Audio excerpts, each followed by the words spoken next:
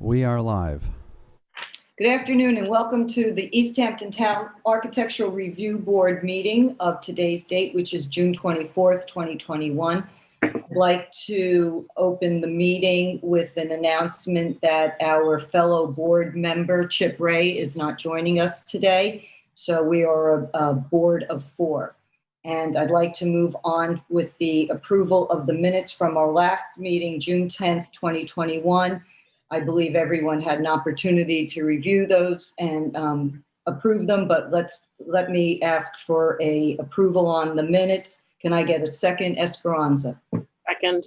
All in favor, Jonathan? Aye. And Diane. Aye. It's weird not to say Chip. Architectural overlay, Thomas and Courtney Fenimore, tax map number 300-159-1-18.3, 27 Field View Lane. And I would be looking for Andy Hammer. Although it says Robert Connolly, Andy Hammer did the closing for the applicant. Chair, there are two callers on hold. I don't know who they are, so we can open them up and ask. I'll do the first caller's phone ends in 0455. I'll unmute that now.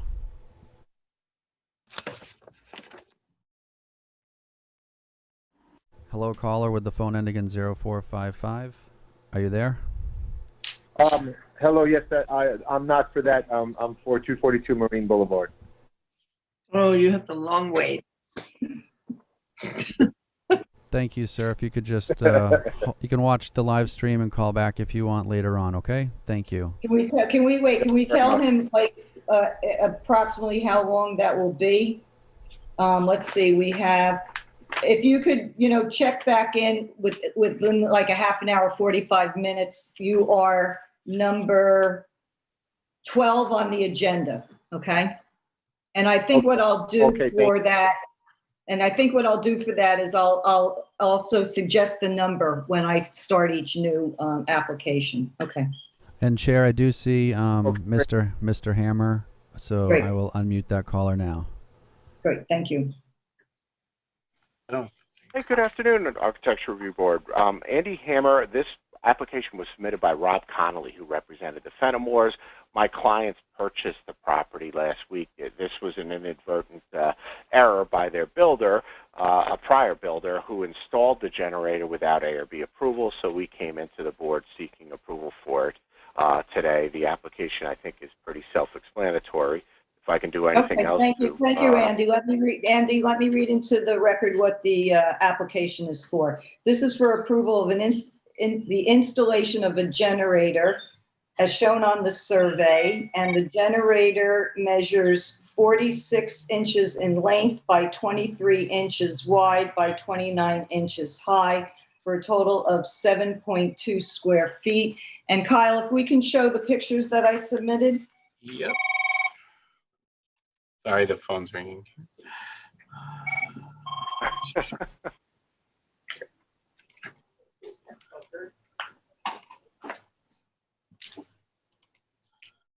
Okay.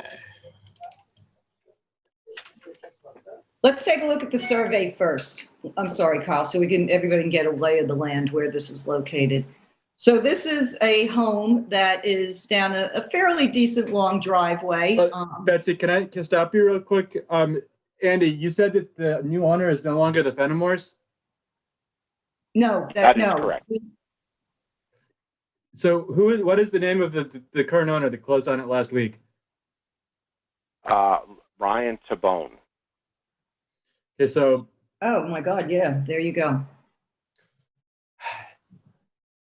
I don't know if we have an application from the Fenimores, with an authorization. Yes, and truthfully, Rob Connolly was supposed to be here, but he told me that he had something happen with his father. So he was, by contract, the Fenimores are the applicants. However, I was asked to fill in because Rob said he was dealing with something with his dad and couldn't attend today, last minute. Okay, so as an officer of the court, as an admitted attorney, I'll take your representation that you're appearing for Mr. Conley. That's correct. Okay. So the resolution will go to the Fenimores, not the new owner? It will go to Rob Connolly, yes. That's correct. Okay. Are you okay with that, David? I am. Okay. So if you look at the survey where Fieldview Lane is, you see how the driveway goes in and curves over to the right where it says gravel driveway. The side entrance to the left, there's a 6-foot PVC gate. And when you enter in over there to the right, there is a little section, and we can go to the photographs now, Kyle, that is behind a wood stockade wall, which you see right there down at the bottom there. And behind that wall is the AC unit and the hookup for the Generac that was removed. And I'm on the survey, it was behind the air conditioning unit prior to. So I'm assuming that that's where it's going to go again. Is that correct, Andy? Yes, that is correct. We removed the AC unit because it didn't have permit, or the generator, but it was located behind the AC up against the house as depicted on the survey.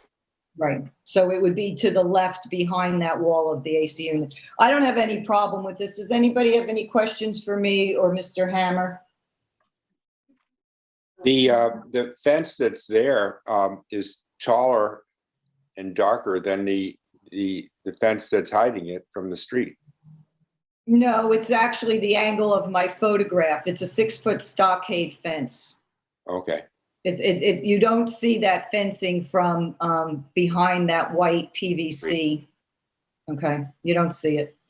And nor would you see this from the roadway anyway. Okay, so I'm going to make a motion to approve this application as presented. Can I get a second on that, Esperanza? Did we You're lose muted. any? Second. Second, okay. All in favor, Diane Aye. and Jonathan? Aye. All right, thank you, Andy, for substituting. Thank you very much. Mr. Connolly, okay. Okay, thank you. Bye. Thanks. Jordan Celeste, tax map number 300-159-1-18.15, 34 Fieldview Lane in East Hampton. And Michael, I think Jordan said he was going to try to call in, and he's a 212 number. Last digits would be 1015. Okay, I do not have that number in the queue now, so when it comes in, I will let you know. Okay. All right, let me read into the record what this is for. This is a new application for a new residence that was approved and has a resolution for dated August 8th, 2019, where the board approved a 5-foot high cedar driveway gate, 6-foot fencing along Fieldview Lane and between the garage and the proposed home with a similar design to a driveway. And then also there was 6-foot deer fencing along Cedar Street and 8-foot deer fencing between him and his neighbor on the opposite side. The residence, was approved by the board, and they added not added, but part of the resolution was for some glass guardrail that runs along the south and west second floor, which I believe is in the back part of the house. So Jordan Celeste did a new application, which he could have done a modification. So we could talk about that towards the end. But what this new application is for is that he wants to remove the driveway gate approval from the resolution. So it would be to, I guess, I don't know, technically, David, how we would do that, what we would revoke it. He would revoke the approval. Let's say it that way. He would revoke the approval of the driveway gate. He did not write anything about the fencing on the new application, and I wanted to ask him about it because when I visited the property, there is no 6-foot fencing along Fieldview or along Cedar Street, but there is 8-foot deer fencing between him and his neighbor on his driveway sign. The other part of this application is that he told me when he submitted the designs for his new house that the board approved, he was unsure whether he was going to do a standing seam metal roof or a shingle roof. And in fact, in his plans for the design of the house and the elevation, some show a shingle roof and some show a standing seam roof. And do you recall this conversation, Esperanza, when you had this application? Because he told me that the board said it was okay either way he decided to go. I think, yeah, I have a vague recollection of that, yes. Yeah. Okay. So anyway, he determined that he is going to do, and it is there, if we can look at some pictures, he is using an aluminum standing seam metal roof, and the color is called galvanized gray. He submitted photos of the house. Excuse me, Right. Chair. We might have that caller. You had said the first area code's 212.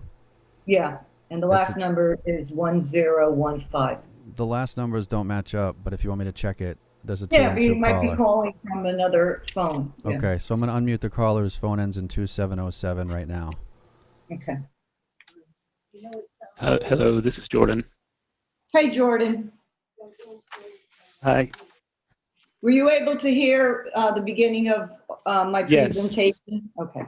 So my question to you is, we understand you want to revoke the approval for the driveway gate. Would that also include the 6-foot fencing on Field View and Cedar, since it's not there? Are you planning to put fencing Sure. up, or? Whether or not I raise the height of the fence, I think there's 4-foot fencing there now. Depends on whether or not. At this point, I'm fine with revoking it. Sure. Okay, well, the only thing is I was over, It's not I going to went stop back it here. there A yesterday. 6-foot's not going to stop it here. Yeah, I went back there the other day, yesterday, after I met with you the day before, and I looked in between your new plantings and the old landscape screening that you have that runs along Field View as well as Cedar, and I didn't see any fencing. Is it in between the landscape material?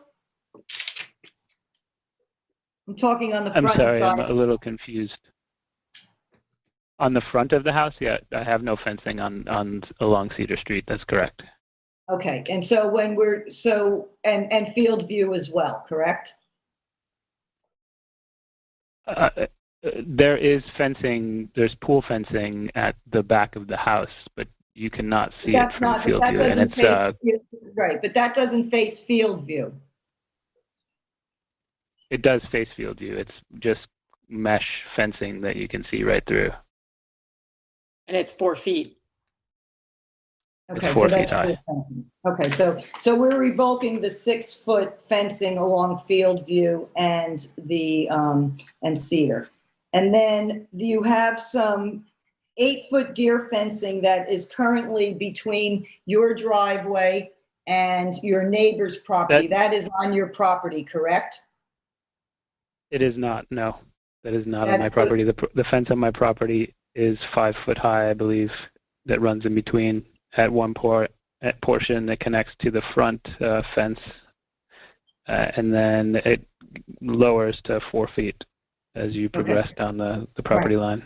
So that deer fencing that's about 7-8 foot tall, that's kind of like falling down, that's your neighbor's fencing and it's on their property, correct?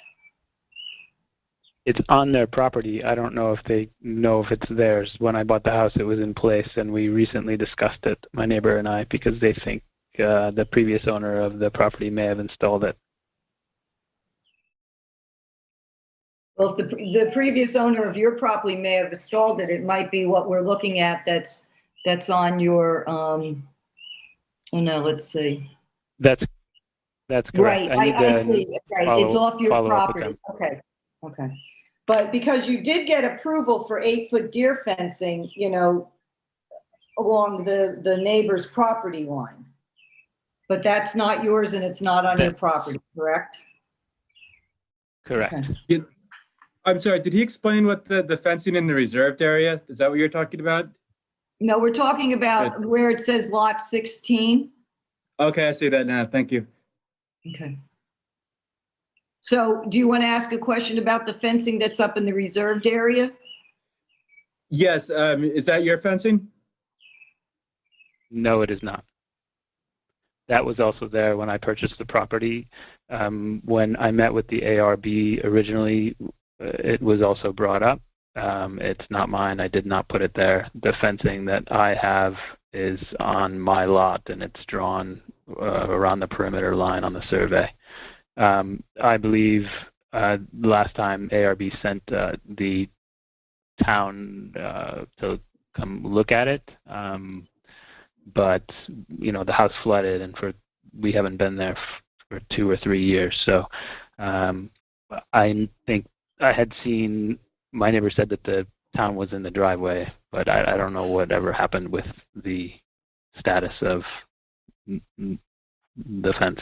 Okay, I just, only asked because we don't have the ability to approve something that's off of your lot, whether that's 16, 17, or the reserved area. The approvals can only be for structures that are on your property. So.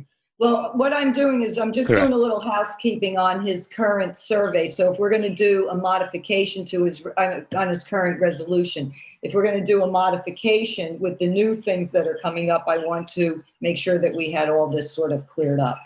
Okay, so when Jordan called in, we were in the middle of talking about his choice to go with a aluminum standing seam metal roof in a color called galvanized gray versus the shingles. So let's take a look at the pictures that he submitted that show the roof so the board can see that. There you go. Let's just leave it right there for now, okay? Is everybody all right with that? Then I'll move forward. So in talking with Jordan, which wasn't on his new application, I noticed that there's some light fixtures.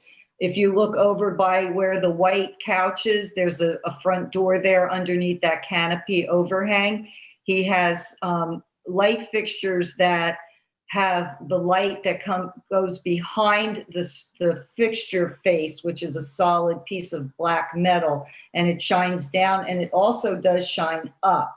So it would not be dark sky compliant, but because it is underneath the portico or canopy, I don't really think that it would shine up into anything. And we have, he had submitted spec sheets, and it is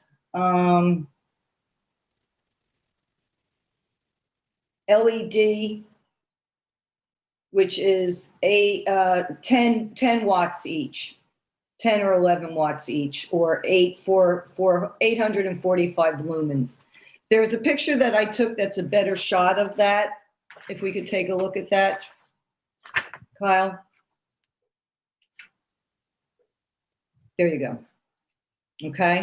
And then go back to the last picture you're at, Kyle. There's another light fixture that shines down, which is the door into the new garage. And then there's one more photograph, which is dark sky compliant. One's the side of a garage with 2 light canisters that face down. There you go. And those are the other 2. And both those and the one to the door to the garage are dark sky compliant. So what I'd like to do is make a motion if anyone has, after anybody has any questions or concerns, board? No. No?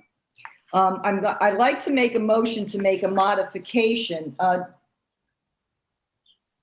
David, can I make a modification to a current or a previous resolution, even though it's a new application, so that we can make the modification on one application, on one resolution? I think are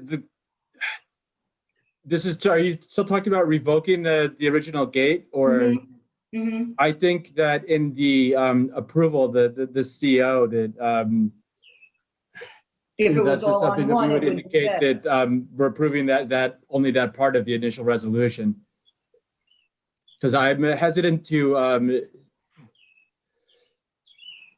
there's no real basis for the board to revoke it. He could withdraw it in writing, but to revoke it, we can't really do that on our own without some kind of more express authorization from him communicating. Well, it's on his new application. I think it's easier to modify our CO approval and just indicate that that it's. Well, we didn't have a CO approval. We have a resolution. No, the one that if we do one now for this, that we would say. No. We can't do that because I haven't. Can I interject here? Yeah. Yes. At all. So, unfortunately, I got some guidance from a member of the team that is apparently no longer with the team, and I was told when I was filing for my CO to just incorporate these changes and fill it out with this application and send in 2 checks, one for the CO and one for the modification, and that the board would be able to do it at one point in time. I realize you guys are busy, and we've been to the house a couple of times apparently, and there's going to be no more changes. So I do like the idea of potentially doing them both at once if it's possible. I don't have a certificate of occupancy request form. I just have a new application. Oh, I see. I misunderstood your question. Okay. I thought you were talking about later on down the road for this.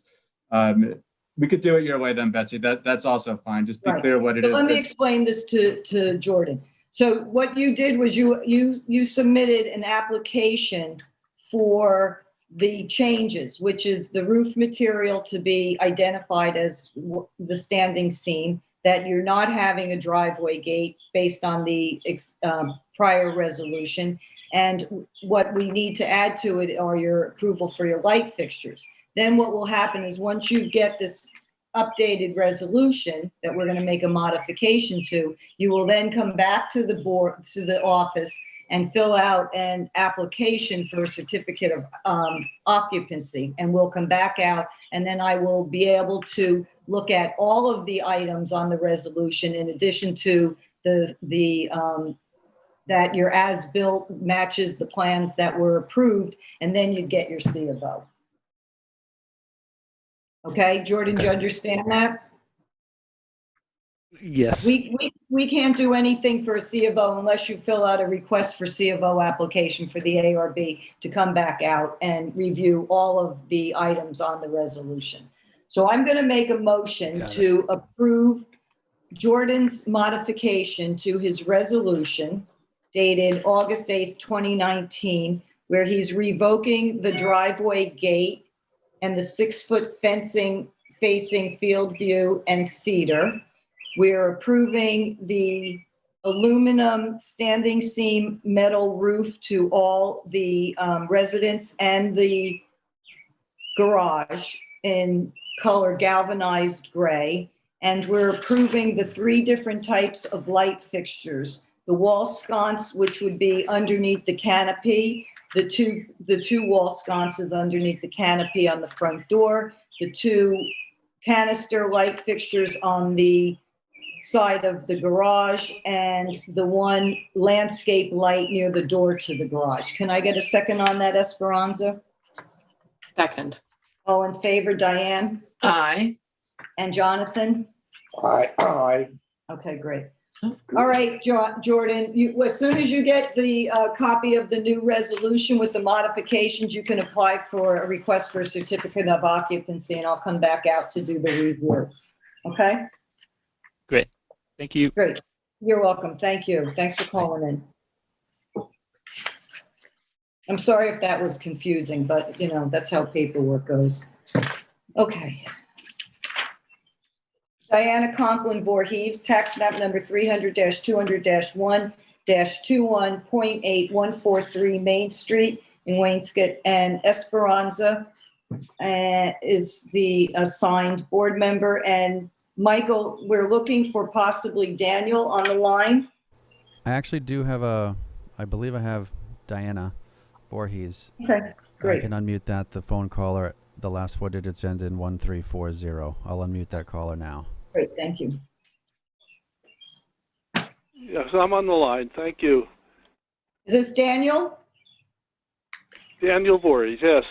Great. Hang in there with us. Daniel Esperanza is going to read into the record what your application is for. The application is for replacing 4 windows on the first floor of the west side of the house on an existing addition. This is, as we've said, an agricultural overlay. It's also a lovely historic landmark. The proposed change to the windows, the applicant sent some very thorough documentation with photographs of where the windows will go. It's a little room addition on the west side with, I believe they're currently casement windows with divided lights, and then they would replace them with double units on the south side and the north side, and then single units on the west side, which would be, these would look like, to me, double hung sash windows. Is that true, Mr. Voorhees? Yes, it is. Yep. Okay. With 12 over 8 panes and better dividers, Marvin windows, wooden. Yeah, that's it really. Yeah, it's pretty Windows straightforward. Windows fit the windows openings, are designed to fit in. Pardon me? I'm sorry. Go ahead, Hello? Jonathan. No, I just said the windows fit the openings, right? Yeah. Well, I Yes, presume. that's correct. Yeah. I mean, the difference would be there are currently 3, facing south, for instance, south and north, there are 3 windows, as you see in that picture. Could you go back, Kyle? There. And that would be replaced with 2 double hung. Oh, sweet. Double units. And I think, they match the windows in the rest of the house. So, I have no objection to this. And and I'm sorry, I had to step away for a second. And did you show the spec sheets? Yes, Kyle just ran through them if you want to look at them again. Okay. All right, I don't have any questions. Anybody else? No? No, Go ahead, that's great. Esperanza. Okay? Yep. No. Okay, so I move to approve this application as submitted. Can I get a second on that, Diane? Oh, yes. All in favor, Jonathan? Aye. Aye. Sorry. And Betsy, aye. Okay. All right, Daniel, thank you very much for your application. Thank Good you. luck with the Thank you windows. all. Okay. Yep, thanks.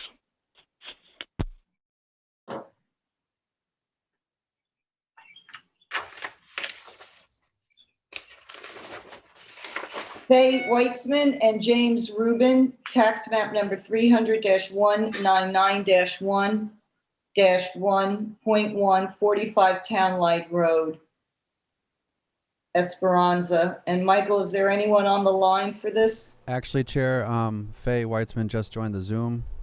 Great. So Faye should be available any moment. And who's the gentleman down below?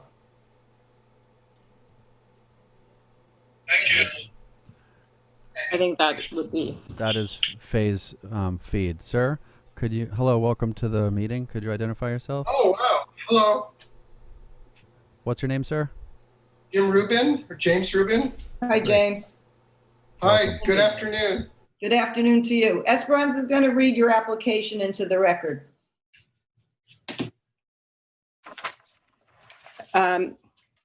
This is a property on Town Line Road, and the applicant is proposing a bedroom addition as an extension to the existing residence, a covered open porch, and 2 pool houses. The addition would be a total of 486 square feet. The covered open porch that would be a 2-story addition. The open porch would be 1 story, it's 510 square feet. And the 2 pool houses, which are 10 by 10 and 1 story, would be a total of 200 square feet. You want to take us through the survey and the elevations, Esperanza? Yes.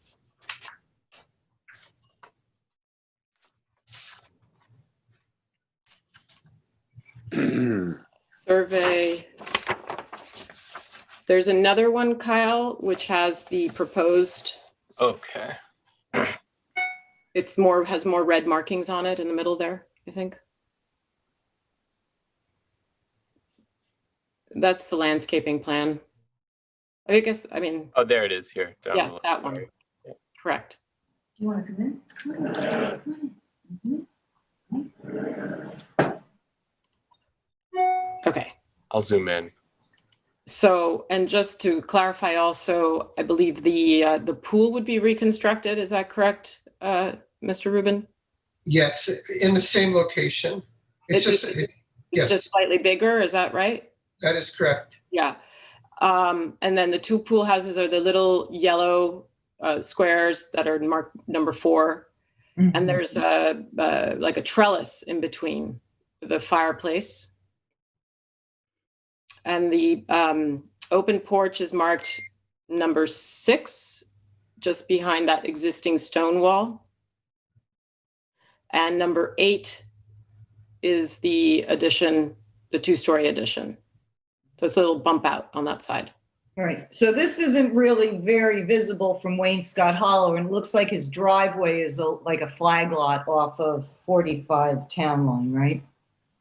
Yeah, this is it's a cul-de-sac, kind of, not cul-de-sac, but it's a sort of a dead-end little road that is off of Town Line with various, it's like a little development with various residences.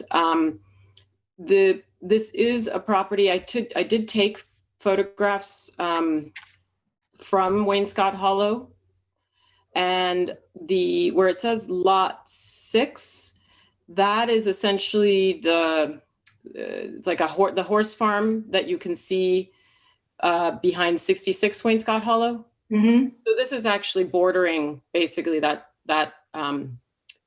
number 66 Wainscott Hollow Road to the south. Right. Let's look at Esperanza's pictures. So that's taken from Wainscott Hollow. Mm-hmm. So I just wanted you to get a sense of the landscaping that's there now. I mean, I love this particular property because it's one of the few that's not completely screened off. And you kind of have this nice view. Right, it's very pastoral. It's very pastoral. Beautiful. And I believe from the landscape plan, Mr. Rubin, that you're just adding a few additional trees, and in particular around the pool area to the north side, right? Yes, we want to keep it open as well. Oh, thank you. That's great. Thank you. Yes. And then I didn't really get a sense of, I think you're pretty screened off on the south side already. And so I had some Google Earth pictures that I thought might give us some perspective of how this looks. From way up above? From way up above, yes. That number 4 one might work. Okay, well. Yeah. Yeah. Okay, here you go. So basically, Esperanza, you don't have a problem with any of the additions that they're proposing, correct? I think we need to take a look at the elevations and let the board review that all together. Mm-hmm. The pool houses would be facing south, so they'd be facing this horse farm area. Is this the house here? Yes. And so the new porch is behind that little half circle Yeah, wall, Yeah. right? Correct. And then to the right of it, that's where the addition's going on the bedroom. Yes. And then the pool houses are to the right of the pool? Correct. Okay. So they're so they'd be behind, like in front of the screening to the next estate. Yes, exactly. And I think the plan is to add some more sort of pines there, evergreens on that side behind the pool house structures, if I'm not mistaken, to sort of screen it off a little more. Mm-hmm. But essentially the rest of the property is kept really wide open like that. Okay. So let's quickly go through the elevations of the new structures. And Kyle, we're only interested in exterior. Yes. Thank you. I know you have to scroll through everything to get to them. There you go. This is Well, that's what was that one? Yeah, go. Oops. this is the pool house. Correct, yeah. Like, right? Or yeah. Yes, that's right. This is the proposed front elevation. I think, is this, if I'm not mistaken, is this just not much change here except for there's the porch? No, the 3 windows, right? This is the front elevation, so that this doesn't change at all. At all, okay. Okay. I couldn't remember, I'm sorry. So I wasn't sure. This changes just the garage doors, correct? Correct. Is that part of the application, though? The garage doors are changing? Do we? We're putting them back to where they were before, so that it's returning the house. But again, those are just on the side and they're not visible from anywhere. I know, but I'm asking, let me ask the town attorney. David, do we need, because he is changing them, do we need to include that in on the resolution? The garage doors? What's involved in changing them? If it's something that needs a building permit, anything on ag overlay probably would. If he's just, doing an in-kind replacement of the garage doors, then probably no. Could you just go over the change again to the garage doors that you're considering? Sure. We're putting garage doors back in place, so that it will be part of the building permit. Okay, so we should include that in our approval then. Do we know what the new doors look like versus what's currently there? It's going to be the same siding, same color, and just a little, we're putting some clear story windows in the top of them. And it's just In the doors, you mean? in the doors, yes. Oh, right there, okay. Okay, so that's the new doors you're putting in, correct, James? Yes. Okay, so we can reference that A-3.1 approval for the new doors, Esperanza, okay? Yeah. Okay, and then the rear elevation is, I guess, the more concerning portion, which has the addition of the enclosed porch and then the new bedroom extension. And I wanted to ask, if I'm not mistaken, you are adding some sliding or glass doors there under the porch and also on the side of the bedroom addition? Under the porch, those are the existing doors. All we're doing on the porch is extending out the roof, keeping the same plane that's there, using the same roof material. Okay. And it's all on the existing patio. So it's really just extend, and part of the porch exists now, and it's just bringing it out to create more shade. Okay. Okay. I thought I had, when I looked at the house, I was trying to see, it was hard to see how many windows and doors and things. And I thought it looked like this was adding. Those are not being changed at all. But if you go over to the extension where there are currently 2 windows, we're putting in a third. Yes. Which actually matches symmetrically with the 3 windows in the middle, and it'll match the same windows. You mean on the second floor? On the second floor. And then you have the doors on the main floor. Correct. Those will match the existing patio doors. There are existing patio doors there that are 3 panels like that? Correct. If you go over if you look at the picture where the outdoor terrace is, it's going to be a similar, I think the pictures are the last right there. If you see where the existing patio is, right in the middle, that's where a covered eating area is currently. Mm-hmm. And you can see behind them that they're fold-out doors there. It's going to be mimicking those. You mean on the bedroom addition? On the bedroom addition, yes. Where we're coming out with the bedroom is going to be a grade level, so that these are going to be sliding doors that go out to a little, just to a little patio in front of them. So the extension of the roof for the patio, the porch goes over the other window, the other doors, right, to the left. It extends to the left. That is correct. Okay. Yes, we're just expanding that covered porch. Sure. Okay. Now I have a better sense.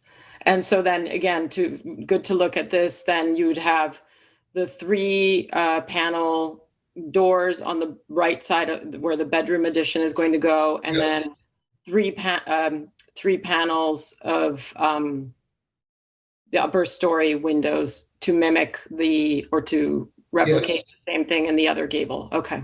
Yep. So it's really keeping the same character as the house. Mm-hmm. Okay. Let's look at the elevations for the pool house.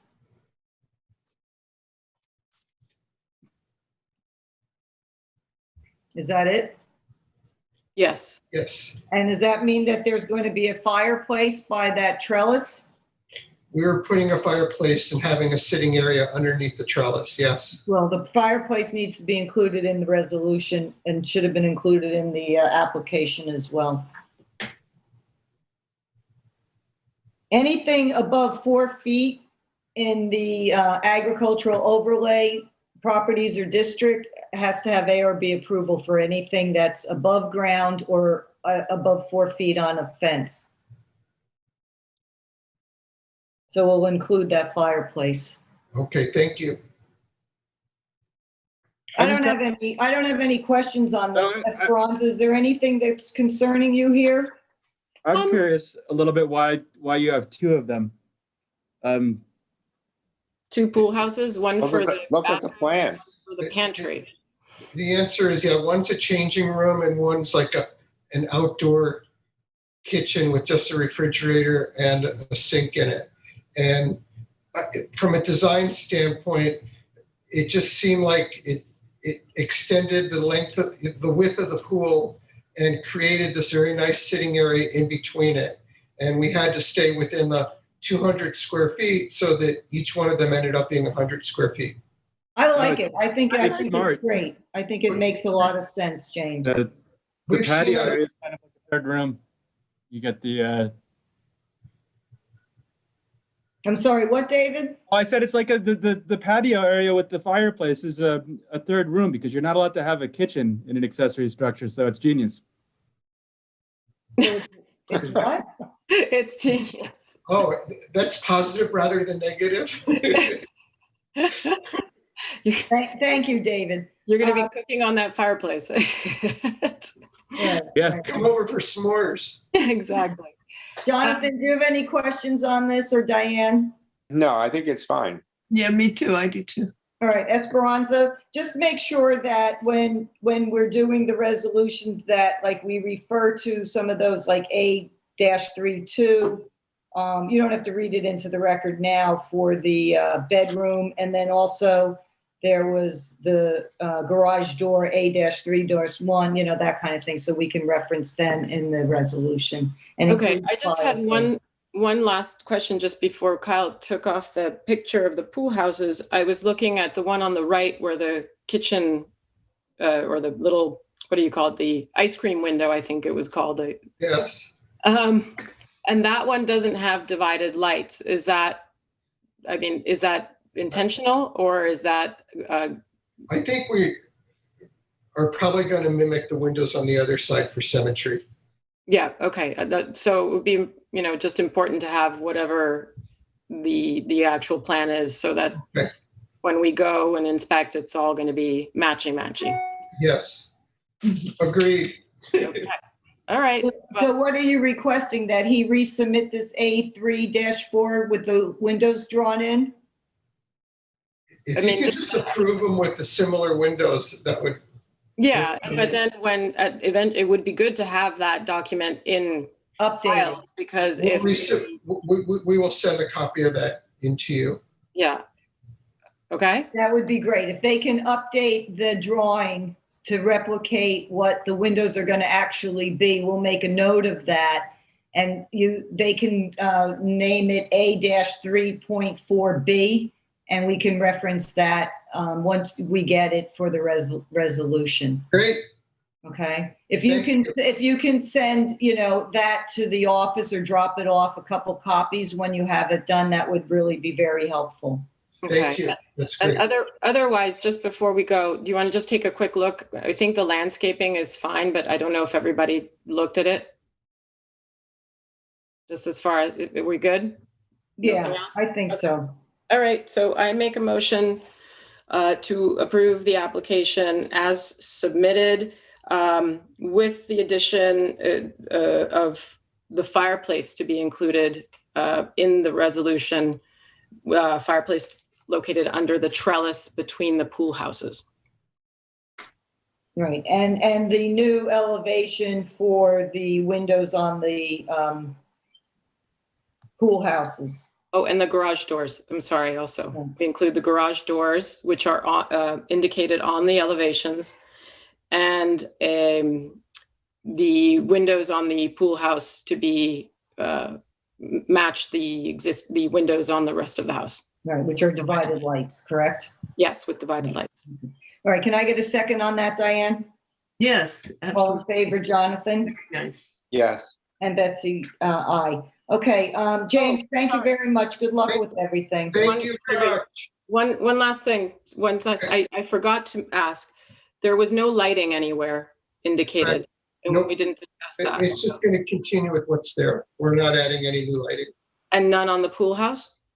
I don't think. I think you probably need to have one above a door or something, no? Right, okay.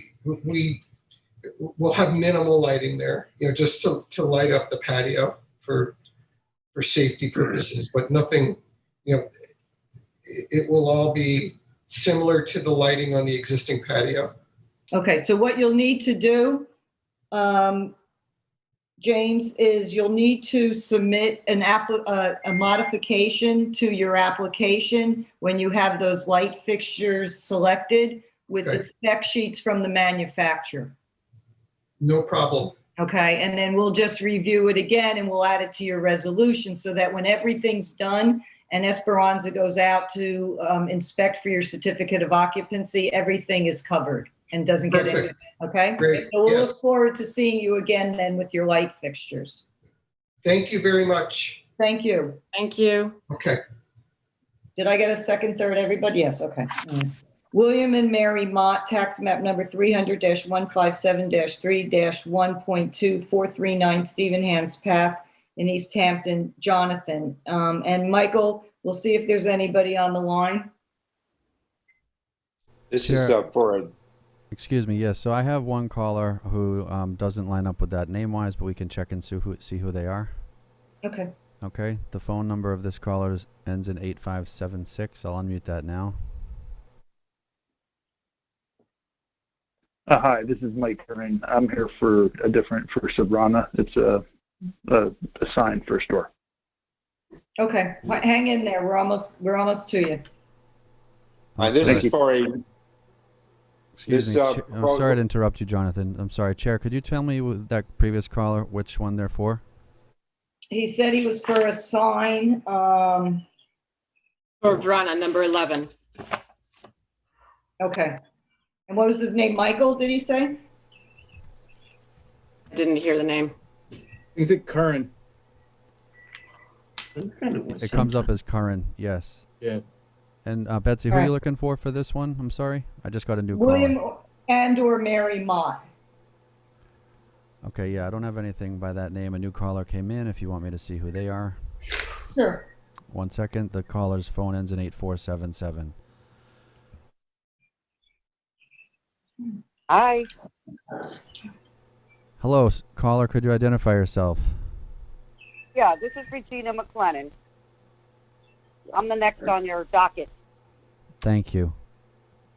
Okay, so I don't see a caller by that name. Jonathan, go ahead. Okay, this is for a generator. The description is generator. It's a 3 foot by 4 foot, 12 square foot generator. There are pictures and so forth of it.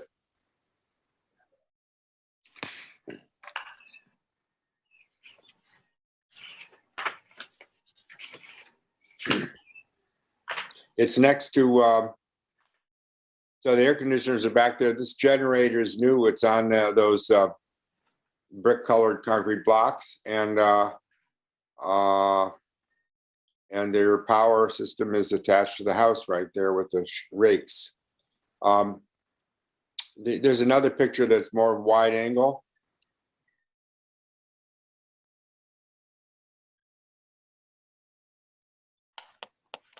Yeah, that one. Now, basically, this house, everything from this house over is all agricultural land, and it appears that there's really not too much else you can see from this house. And this is the backyard, and that's the way it is. And if you look at the survey, which I'm looking at now, this is way down it's like a flag lot off of Stevenhans Path, so it doesn't look like it's visible from any road. It's not, no, it's not visible from anywhere, no. All right, John, do you have any issues, any questions for David, me, the board? If not, you want to move forward with a motion? Yeah, does anybody have any questions? Nope. No. I move that we approve this new installation of this new generator for this property. As presented. As presented, yeah. Okay, can I get a second, Esperanza? Second. All in favor, Diane? Yes. And Betsy, aye. All right, great. Thanks, Jonathan. Yeah. Kenneth Grant, this is number 6, if anybody's watching, and I said I was going to do that, but you have to remind me to do everything. Number 6, Kenneth Grant, tax map number 300-196-1-8.10, 15 Wainscott Hollow Road in Wainscott. And we might be looking for Regina McClear. Yes, She was I on. believe. He's there. I got her. Yep, I'm going to unmute that Let's caller bring her in right before now. Esperanza starts. Hello, Regina, you there? Yes, I am. Hi, Regina. Can you hold on for a second? We're going to read into the record what your application's for. Absolutely. Thank you. This application is for proposed improvements or changes to add a pool house with bath and kitchenette and tennis court. The pool house is 8 by 10. It's 1 story, so the total square feet 199.5, and the tennis court is 36 by 40 feet. And I don't. We don't do tennis courts. Jurisdiction over the tennis court. Esperanza, we don't do tennis I'm courts. saying that right now, Betsy. All right, sorry. So we don't need to involve ourselves with that. The pool house, however, this had a prior resolution from, I believe, 2018. Let me just look one moment. Yes, June 14, 2018. And if I'm not mistaken, what occurred, the pool house was built, but there were some changes to the materials, or just to, I think, primarily the sliding door and an elimination of some windows. So we can go over the elevations and take a look at that quickly.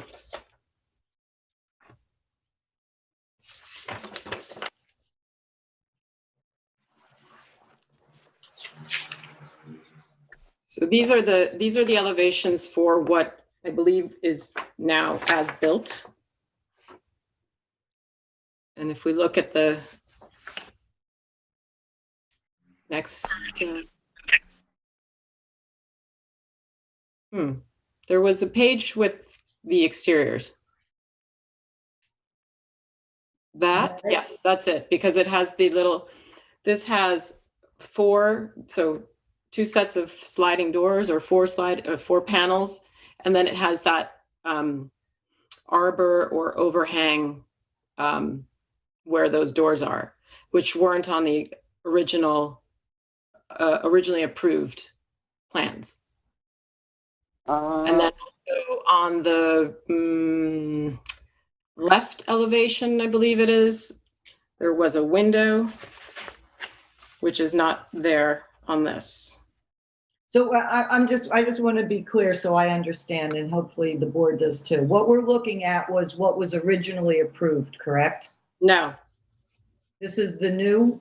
Yes. This is what's existing now? Yes. Okay, so this would be as-built plans?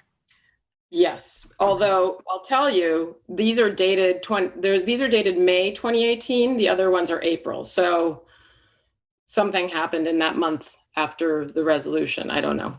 Okay. But do you have any problem with the existing pool house as built that would stop us from making a motion, and then we already have the new as-built plans that we could read into the record for this? No, I think it's fine. It just added 2 more panels of glazing on that, under that overhang or that arbor. But since it now has the overhang, it kind of shields it a little bit. So I'd say it's fine.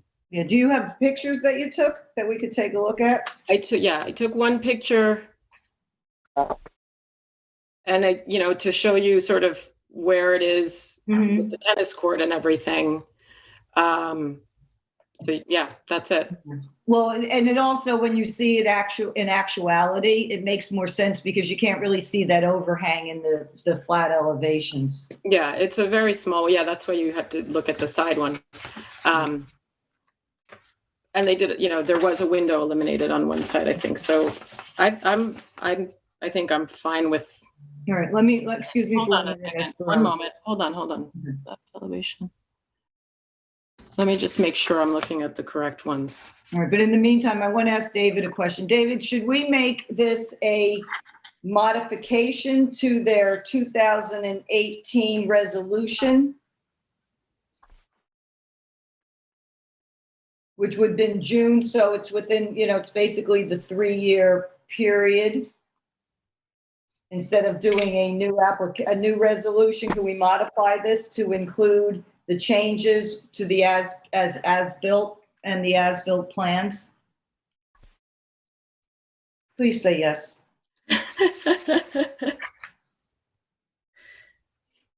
Where'd he go?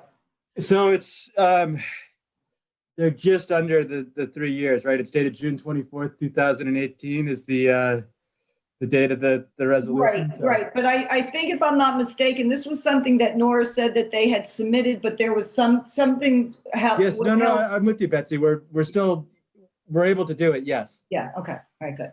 Because I think something held up. They needed to submit more copies, and so technically they were under the 3-year cutoff. Yeah, they still are. By 4 days. But yes, You're right. In addition to that, there is administrative delays that. Right. Excellent. All right. So Esperanza, let's make a modification to the resolution with this. Yes, but I will say, in just looking at this again, because I was a little confused looking between plans and I wasn't sure what was what. The photo that you just saw and the photos that were submitted with the application include 2 windows on the left elevation, which are not on the design drawings that were submitted. So these aren't really the plans as built. Oh, I see that one, those 2 windows. On the, right. The photograph above the outdoor shower. On the other side, not the side of the outdoor shower, and the Bilco door on the other side. Yeah. Right. Yes. Okay, so let's do this. Regina, you still with us? Yeah. There's a lot of housekeeping that goes on with a lot of these old applications. Could you submit to us, please, as soon as possible, a copy for our files of the elevations that reflect all of the updated changes, which would be that, you know, those two windows that aren't shown on the old plans.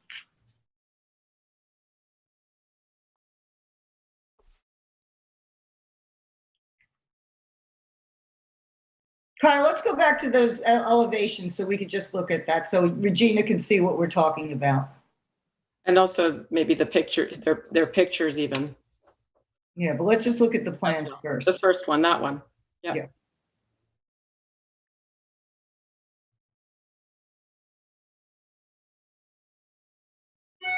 Right there. Right. So the left elevation, number 4, with the little person. The rear elevation, Right. the left elevation, right. That has 2 windows, 2 small windows. Regina, are you with us?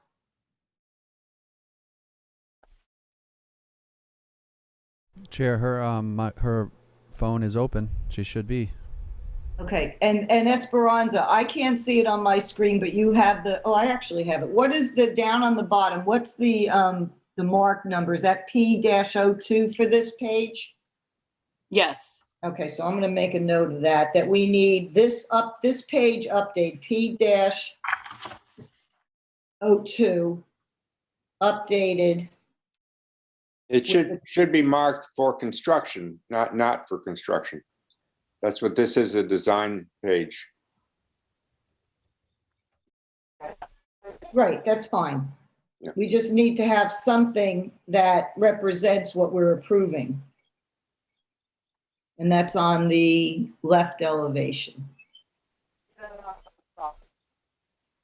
Regina, are you with us? Yeah, I'm here. Can you hear us? Yes. Okay. Yeah. Do you understand what we're asking for? Yeah, there's 2 windows missing on the original plan.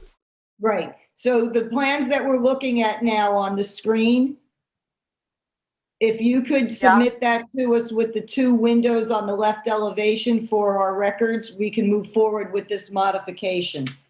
Okay? Okay. Thank I'll you. get that right.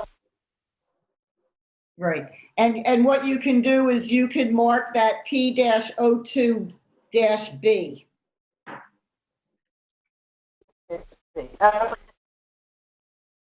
How many copies? We'll take 3. 3. Okay. Okay. One would be the office, one would be the file and my file. I don't think David needs it. Do you need it for your copy, David? No. Okay, I didn't think so. All right, Esperanza. I just wanted to look last time at the picture, the last picture we were looking at, which has the Bilco door. Is that just a little like air conditioning unit to this right of the Bilco door?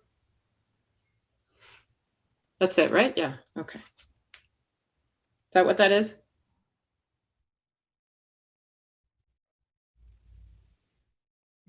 Okay, anyone? What? I have no idea. It does look like a AC unit, yes. Okay, thank you. That's all.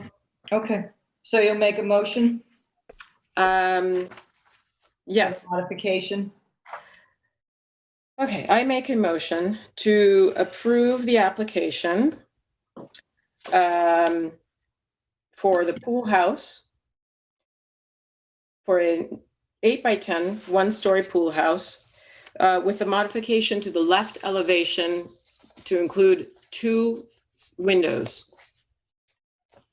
Okay. Can I get a second on that, Jonathan?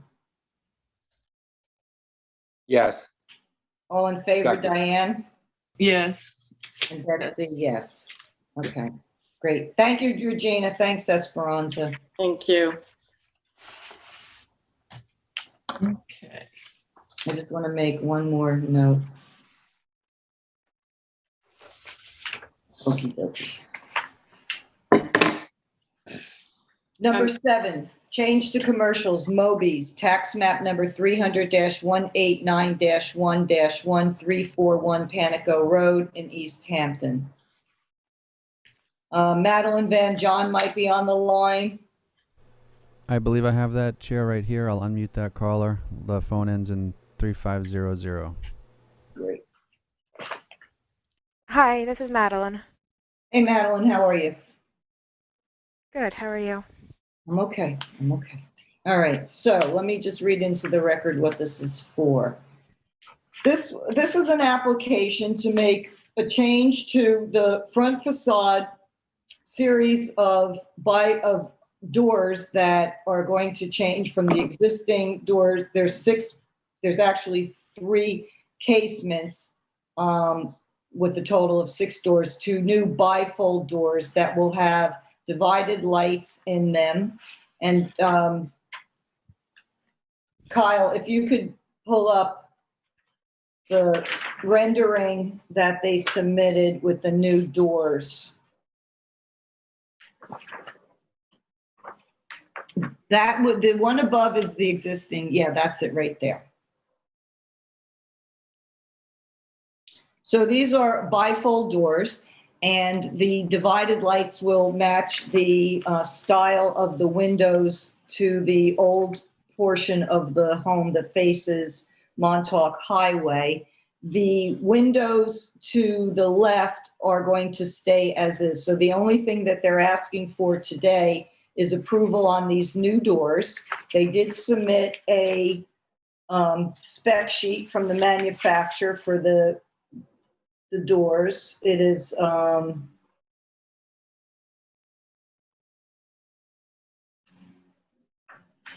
seems to be okay. And then they are asking also for our approval for an awning that's going to come up over those doors, because there's a little decking when you step outside of them. If you could look, Kyle, if you could pull up the picture that they submitted back in early June that shows the existing doors with a semi-imposed awning on it. That right there. Mm-hmm. Okay. So Madeline, do you know what the depth measurement is of that decking? How deep is it? How many feet? I don't have the exact measurement, but I think it is shown. Hang on, if I can pull up one of the floor plans, if I can try and scale it out, I think it's about 6 feet.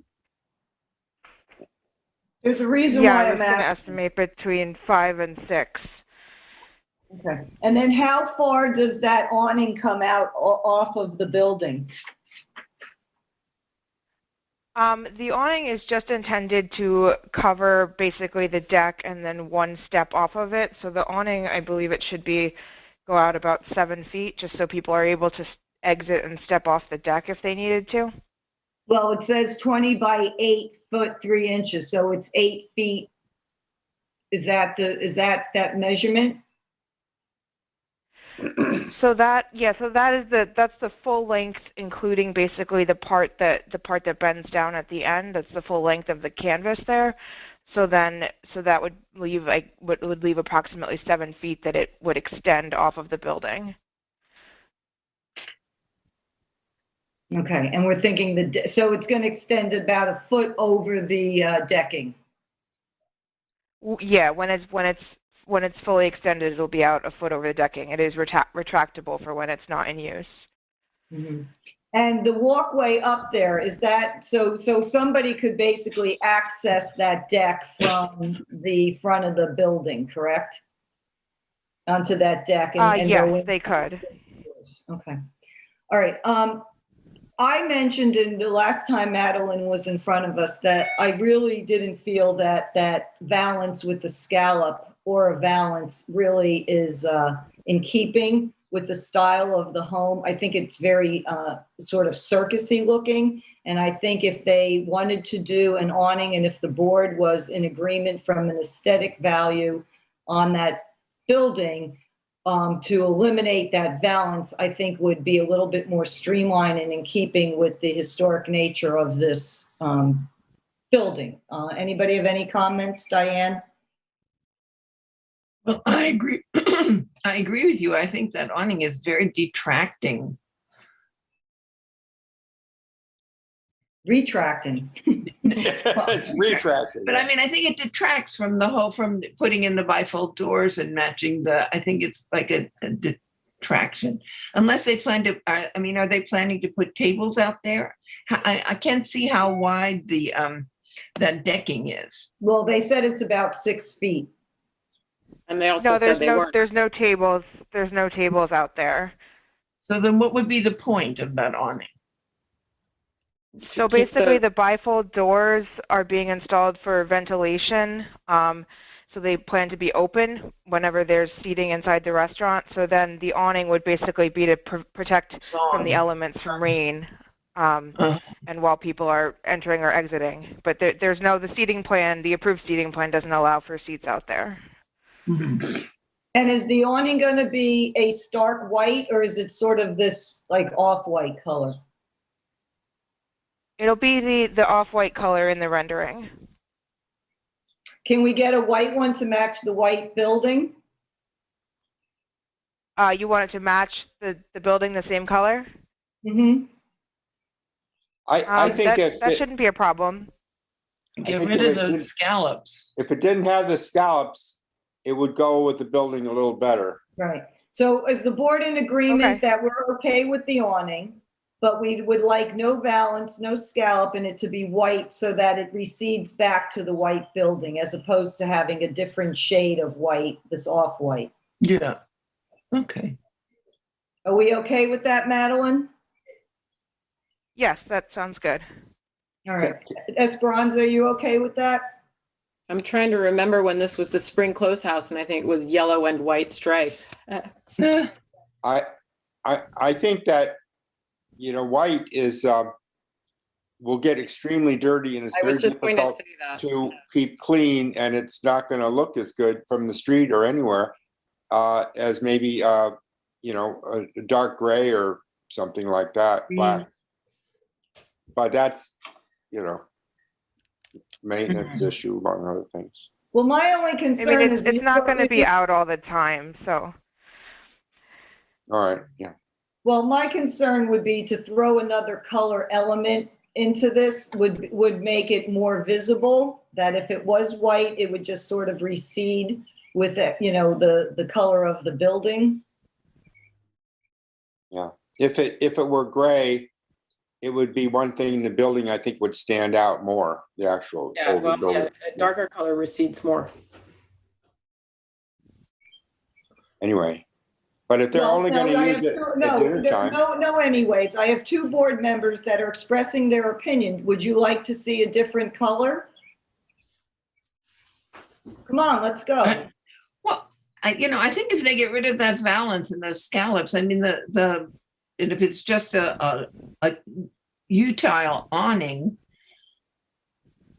I mean, maybe that makes sense. I mean, that seems to make sense. If it's only used at dinner time during the rain, whatever, it's probably all right.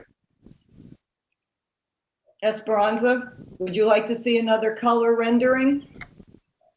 No. Okay. You sure? Going once, going twice, white awning, no valance? Well, definitely not the little scalloping. I think I agree with no valance, yeah, at all. I just think everything white looks very clinical, and you know, there are black shutters on the side there. I think they're black, and there's nothing on the front right directly next to where do you see black shutters? On the second story. Yeah, let's, you know, next to the chimney.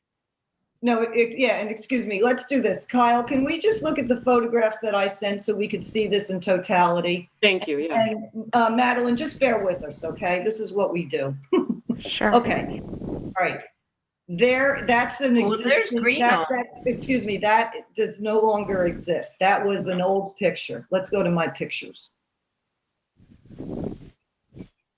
Right there. Okay, there you go.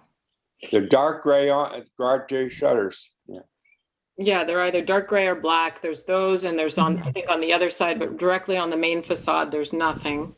Well, but the white would seem to me like it looks like a hospital or something. Madeline, can you tell me what color those shutters are? Are they black? Are they charcoal gray? Or are they green? A dark green? I'm not 100% sure those shutters all the way in the back over there. We didn't really analyze those since they were on the other side of what we're doing. But I just, with our idea with the color of the awning, the white color scheme was to make it, the idea was to make it as noticeable as possible. We did think it would just sort of roll back into the building, especially since it's not out all the time. So the idea was with the white there was to make it as unobtrusive as possible. And we are fine with eliminating the scallops. Okay. The asphalt shingle roof is a gray shingle roof, correct? Yes, well, yeah, that was just recently replaced, but yeah, that is. Right. So to the boards, to Esperanza and to Jonathan, would you like to see it match the sort of a medium gray to the roof line with the shingles, or do you want it to match the building? I think the gray would be more elegant somehow, but it's very subjective. I agree with that, but. Well, the only thing that we want to keep in mind too, and I'm going to bring this is a good opportunity for me to bring this up. Their color scheme, this is just paper behind the windows and a fake green door because of the fire. So they're doing reconstruction work inside, but their theme is that turquoise Moby sign, right? That's their sort of color scheme, is turquoise and white. And so I just want to mention also, Madeline, that when I saw Lincoln a few weeks ago, I said to him that I was friendly reminding him that last year when that sign went up, that it did not come before the board for approval. We understand everybody was going through the whole, COVID situation. He said it just, wasn't something on his top priority. But since he's now going through all these application reviews and changes, and the existing posts that are holding up that sign that does not have ARB approval is falling down, and it looks really shabby. So what I would like to suggest for you to tell Lincoln is to please, if he could straighten up those posts and have an application come before the board for the approval of the Moby sign that he installed last spring. Okay. And then that being said. Yes, absolutely. Okay, thank you. That being said, you're going to have that very large turquoise sign that presents itself towards the right of the front door. And do you then would like to see a gray color on that awning? I'm sure it's not any big deal, but it's what we would recommend to them and ask them if they would consider it. So let's just tighten this up. I don't think we need to spend a half an hour on a color of an awning. So, with the turquoise sign, do you want to see a turquoise awning? Do you want to see a gray awning to match the shingles, or a white to fade into the house? I'm for the white. Diane, where are you? I sort of like the color better. Okay, I don't care what color. Is anybody interested in the turquoise color? No. No, so the gray. Madeline, I'm getting three for a gray. Could you submit a medium gray color if that's to Lincoln's liking? I could take it back, but I don't know. There's no way that we could get anybody else on board for white, because that is, what you were saying with the sign, their theme is the turquoise and white, so that's why we went with white. That was kind of what we were doing here. I understand that gray might match the roof, but I'm not sure that we would necessarily want to. I don't know. The idea was to keep it with the white scheme. So if there's any way anybody might be able to get more comfortable with that, it would be. I would need the board's consensus, because there's only 4 of us here today. Since I think I may have started this, one of the things is if a business's logo, color theme, whatever it is, that it's white and turquoise have a priority. So if it's turquoise and white looks a lot better for the business, less for architectural integrity, but more for the business. And I think that's important. Okay, I agree. All right. Diane? Okay, white. Okay. Esperanza? White it is. Well, you could also say no, and you would prefer No, I something. really, else. it's, you know. Okay. All right, so I'm going to make a motion. Thank you for your patience, Madeline, with that, and for the board to deliberate on that. I appreciate it. I'm going to make a motion Thank to you. approve the application as presented for the facade bifold doors only, and a white 6-foot retractable awning over the doors, no valance, no scallop. Can I get a second, Diane? Yes, second. Okay, all in favor? Jonathan? Aye. Esperanza? You said in white, right? Yes. Yeah. Okay, yes, aye. All right, great. All right, Madeline, and please remember us to Lincoln about that sign. Yes, I will. Thank you. Okay, great. Thank you.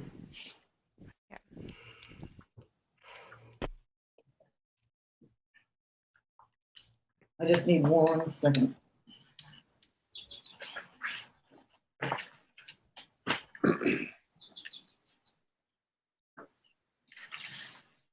Alexander Rook, tax map number 300-49-3-10, and possibly 13 South Euclid Road in Montauk. This is a Verizon in Montauk. Possibly Ken Horan is on the phone. Excuse me. I don't have that caller right now, but if Do you have anybody for this one? I don't see anyone by that name on the phone, but I will say I just have a number in Zoom. That's a phone number through Zoom that I don't know who they are until we welcome them into the Zoom meeting. We can determine who they are. Okay, If it they're might not, be them. I spoke with them the other day, so I think they are calling in. okay, just one moment. You'll see this. It's a phone caller only in Zoom coming in just a second.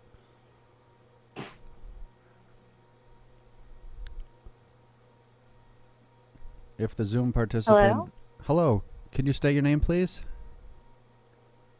Yeah, my name is Emily Young, and I also clicked on the Zoom meeting link, but I wasn't sure if it worked. No, Okay. we've got 3 more, Emily, and then we get to you, okay? Okay. All right, hang in there, So please. please hold, Emily. Thank you. Great, thanks. There are nobody Okay. else, so I'll let you know if All right, that that's comes fine. in. I can do this. I think I can do this. Okay, this is an application for, and this is very interesting. Kyle, can you pull up my pictures? I'll read into the record what is temporary openings to the northwest exterior of Verizon's Montauk telecommunication building need to be made to supply cooling to the data equipment. The AC unit currently servicing the space needs to be replaced. After the new AC system is installed, the openings will be sealed and the finish back to original. Let's go to the first picture that I sent of the front facade so that everybody, I don't know if you're familiar with this.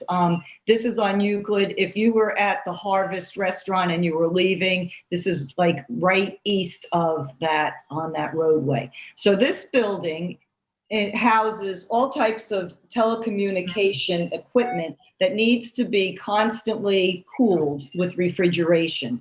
They're swapping out the refrigeration unit or air conditioning unit inside, and during that time of the swapping out the old with the new, they have to keep that equipment cool. So if we can go to the other side picture.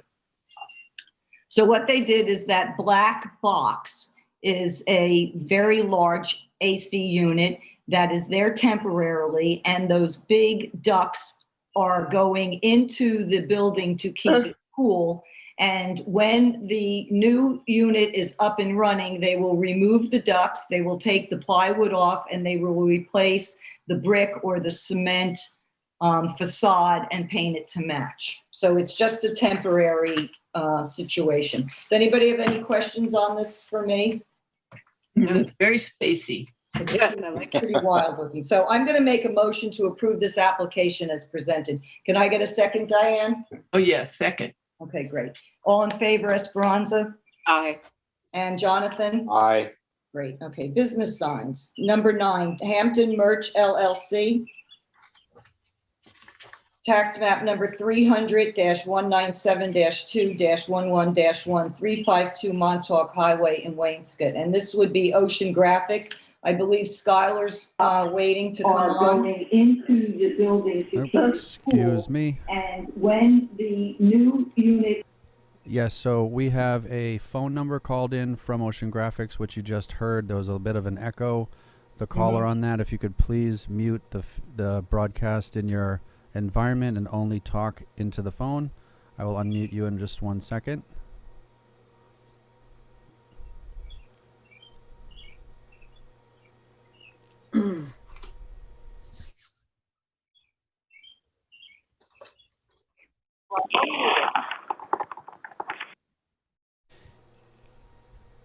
Hello, caller from Ocean Graphics. Are you there? Yes, we're here. Okay.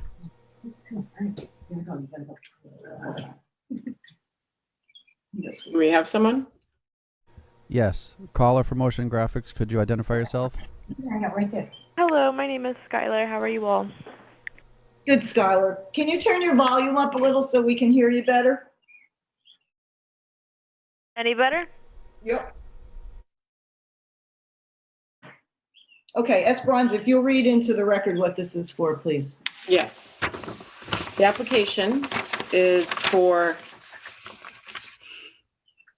3 signs. Sorry. 2 signs. 2 signs. One at 12 inches by 48 inches on 3/4 PVC, which would be the directory sign on Montauk Highway. And the other sign is a single-sided sign that would be mounted above the entryway, measuring 22.5 by 10 feet. That would be the main sign. The total square feet is, well, let's see, what is it? 19 plus 4, 23 square feet. All right. Yes. I also, when I visited the site, I saw that there were some decals and painting on windows that are facing west and but to the right of the entryway, and then also facing Montauk Highway. There's double 2 panels windows which also have that same treatment. But I spoke with the tenant manager of the store, and that was not something that was done with Ocean Graphics. So we'll just look at first this signage and then deal with that. Can I ask a question, please, before we go any further?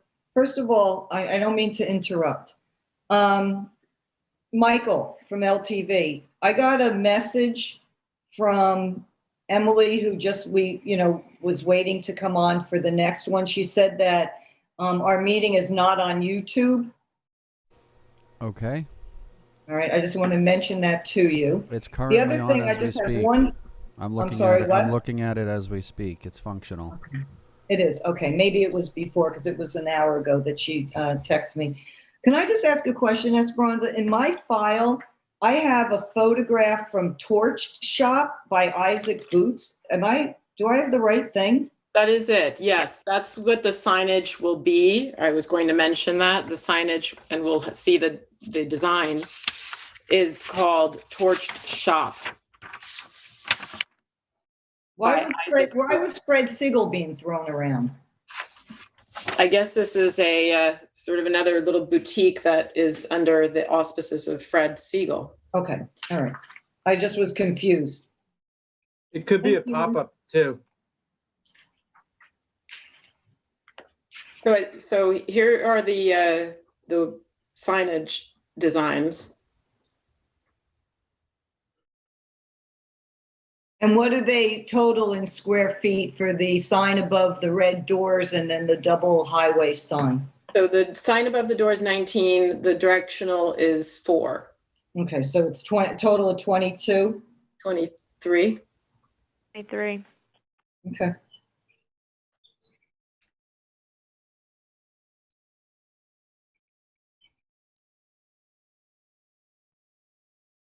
I mean, I have no objection to the signs, these signs. Is there any lighting that we need to think about on the building? Yeah, the directional. There isn't any lighting on the main sign, but on the directory there is pre-existing. Yeah.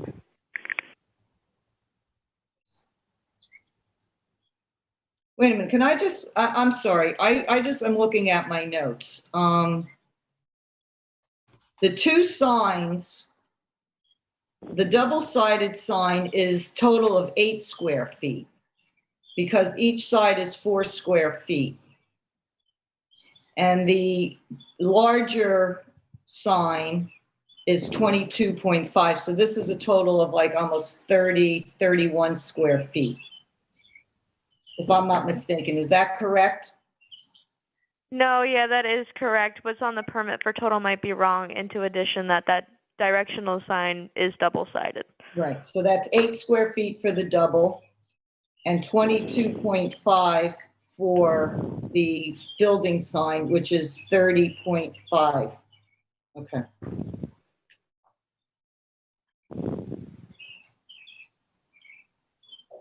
Torch shop, what is all?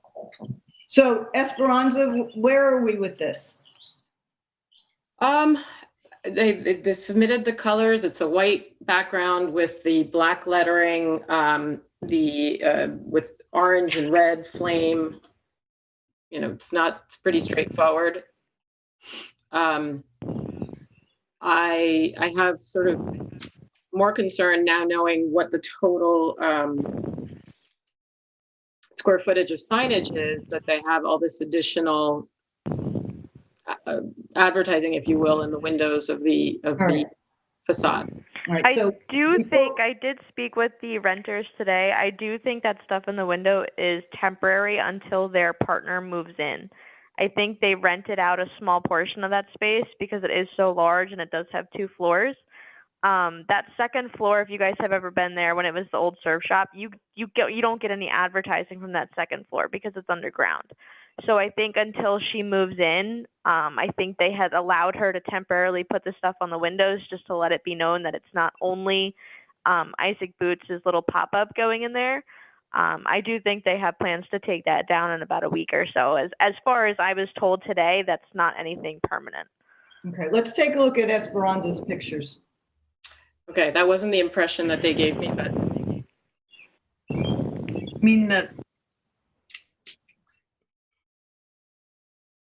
I mean, the swirly color?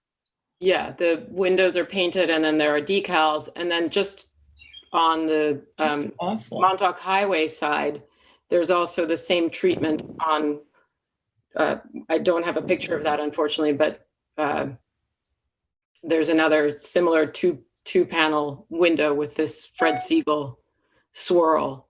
Okay, so allow me.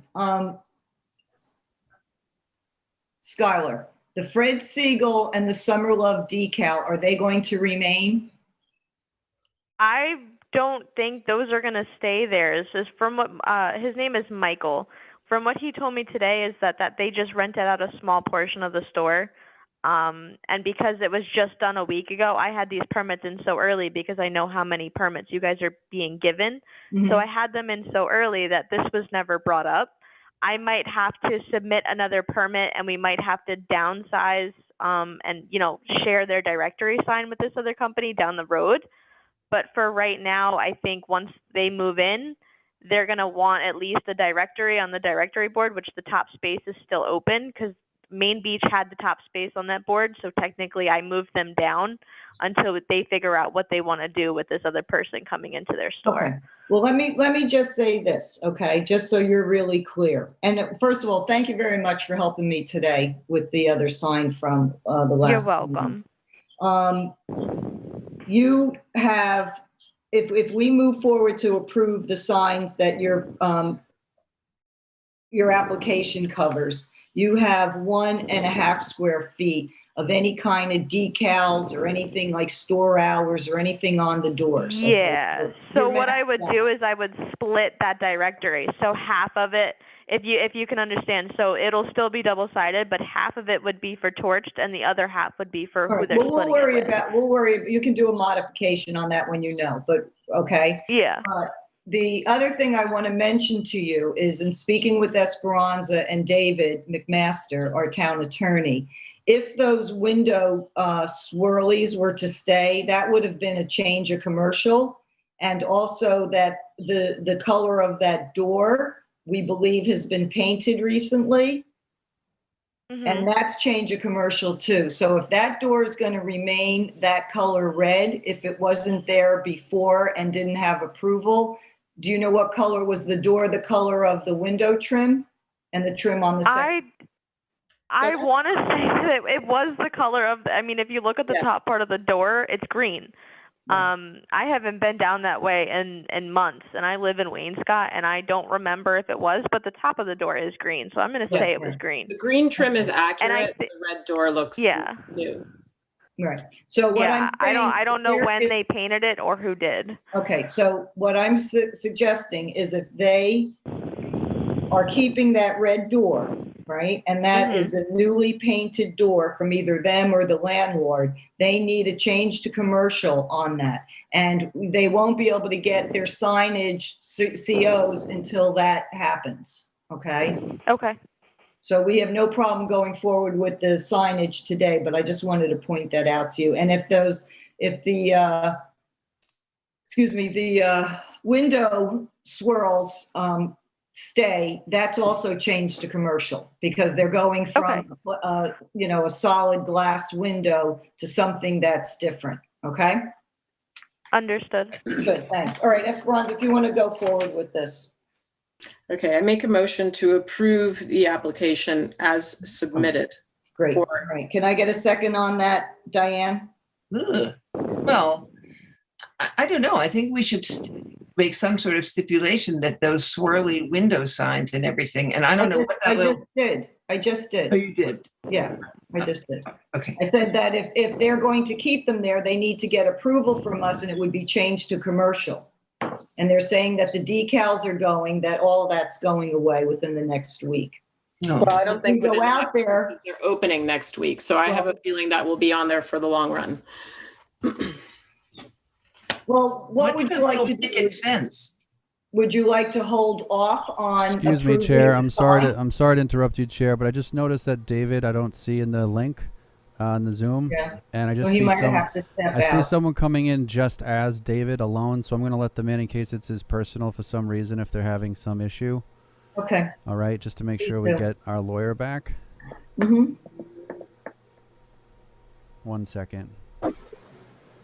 David, are you there? Hello, David, are you there? Just a moment.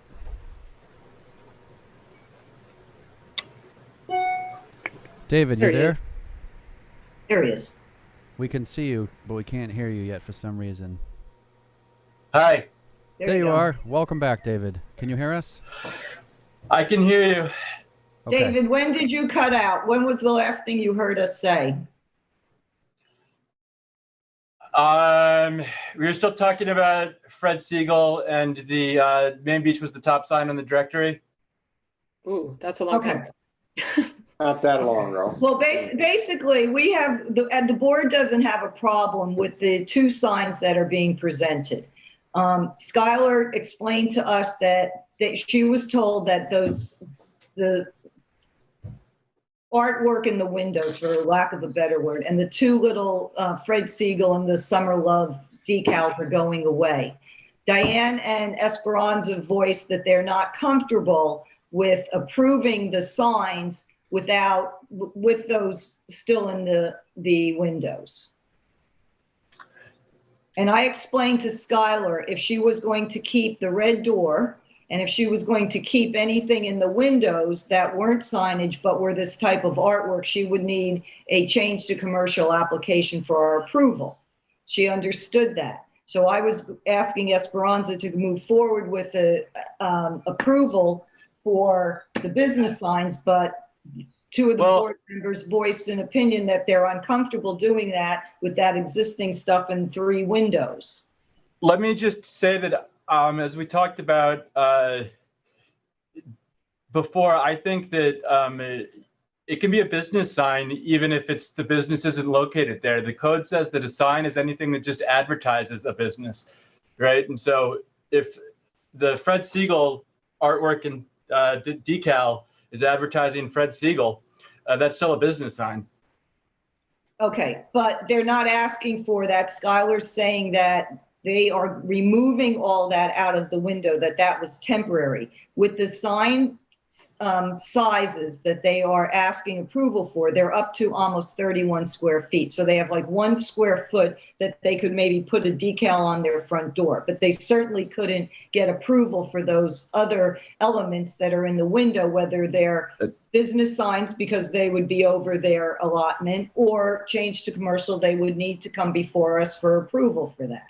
That's correct about the door. And I think we should clarify whether the board is including the directory signage in the square footage of allowable business signage, because I think that the code speaks to the allowable 32 square feet just for business signs. You're allowed a space on the directory separately. You are? You are? You are? Since what? Now you're David. Another new one. If all signs in total, a double-sided business sign on a roadway plus what they have on the wall cannot be more than 32 square feet in total. Yes, but they're also requesting space on a directory signage, right? Which is a list of signs for all the businesses in that complex, right? And so every business is allowed a space on that directory sign. It's limited. Oh, I see. Because it's more than, so if they had their own single double-sided sign, then correct. It would be included in the 32. Okay. Well, this is new. Okay, new. Okay. So let's back up. So that double-sided directory sign is 8 square feet. So she wouldn't have to split that with the next tenant coming in because she's allowed a directory for each business that's in the buildings. But now would that be the same, because it would be possibly two separate businesses in the same building, because they would be sharing a space? I'd have to talk to the building inspector about how she interprets that. Okay, I don't know but for now, we're going to approve her 8 square feet, which is the double-sided directory sign, and her 22.5 square footage on the building, right? Regardless of whether it's a directory or not, she would then be able to have another 10 square feet of something if she wanted it on the building, because the square footage from the directory sign comes off of her total square feet. But what I'm trying to say to you is Esperanza and Diane voiced concern about approving this when all that artwork is in 3 windows and no one's in favor of it. Skylar can't control what they do or they don't do. They told her that it was coming down. So what do we do? Do we put a stipulation in the resolution? I guess we could go and look to see if it's gone by the time the sign is installed for the CO, right? Just for you guys to know, they're planning on having spoken with me. They want that sign put up July 1st. That's when I have it to be on our schedule to be installed. Skylar, you know what? We're going to put in a memo that if the decals or whatever you want to call it, the artwork is not gone by the time the new sign that we're approving is up, we're not going to approve it for C of O. Okay. Okay. Works for me. Does that satisfy the board? Yeah. Yeah, that's right. So we'll use July 1st as a target date that all that stuff comes out of the windows, and that they do have a little extra, 9-10 square feet of signage if they want it on their doors or windows, but they'd still have to come for a modification for approval from us. Okay? Skylar? Yep. Okay. All good with us. Thank you. All right. Esperanza. All right, I thought we did it already. No, we Did didn't. not have a second. Well, Let's make a motion. Let's start over. I make a motion to approve the application as submitted. Do I need to add that last part that we just discussed, or is that clear? I can put that language in, you know, to the building department with the memorandum. Okay. We can go separately. Okay. Okay. July 1st. Right. And what I'd like to do is on the resolution, Esperanza, read that we're approving the building business sign at 22.5 square feet, and then there's an 8 square foot double-sided directory sign, so that we know that each one is separate and it's not something that we would, you know, total together in their allowable square footage of business signs. Okay, however you think fit. Okay, all right. So can I get a second on that, Diane? Yes, second now. All in favor, Jonathan? Aye. Okay. All right, thanks, Skylar. Do you have anything else on the agenda? No, I don't, Betsy. That was it. Okay, you're clear on all of this? We are. I'm going to get off the phone now and call them and let them know. Great. All right, thanks very much. Okay. Thank you all. Have a good night. Thank you, Skylar. Young Real Holdings LLC, tax map number 300-189-1-6.1404 Montauk Highway in East Hampton. Michael, I know Emily Young was on the line. She called in before. Yes, I'm bringing her back in through Zoom. Just a moment. Great. Thank you. And this is item 10 on the agenda if anybody's watching along. And we'll get Emily on, and then Diane, you can read into the record what this is for. Okay, this is for a double-sided sign, 16 square feet on each side, which is the maximum. And a gooseneck light fixture on each side above the sign. This is going to be placed on that very prominent triangular spot where Montauk Highway and Hampton Road meet. And the first thing you see is the Rasa Pilates sign, which is still there in another business. And this is the next business. There used to be a sign called Franklin Triangle for a long, long time. This is in a slightly different location. If you could maybe show us the survey, please, Kyle. Anyway, this sign is in a slightly different location that is located on their property line. Where is it? There it is. That little red dot signifies signifies where they want to place the sign, and it's to the left is where the Pilates sign is that I would imagine everybody is sort of familiar with. Now that Pilates sign is 5.5 feet tall, with a little finial, and they're asking for their sign to be on posts that are 7 feet, which I think is maybe too high. And if they would keep the sign at 6 feet, it would be sort of in keeping with the existing sign. And but I think that the maximum size of the sign, the 32 square feet, I think is fine. It's a very big property, and the sign is rather discreet. They have, you just saw the sign of it. They've indicated the colors. And the gooseneck light fixture, do you have a? Okay, so he's standing where the sign is going to be. That's the light fixture, which is dark sky compliant. Yeah, all right. First of all, Diane, that's brilliant staging on your part.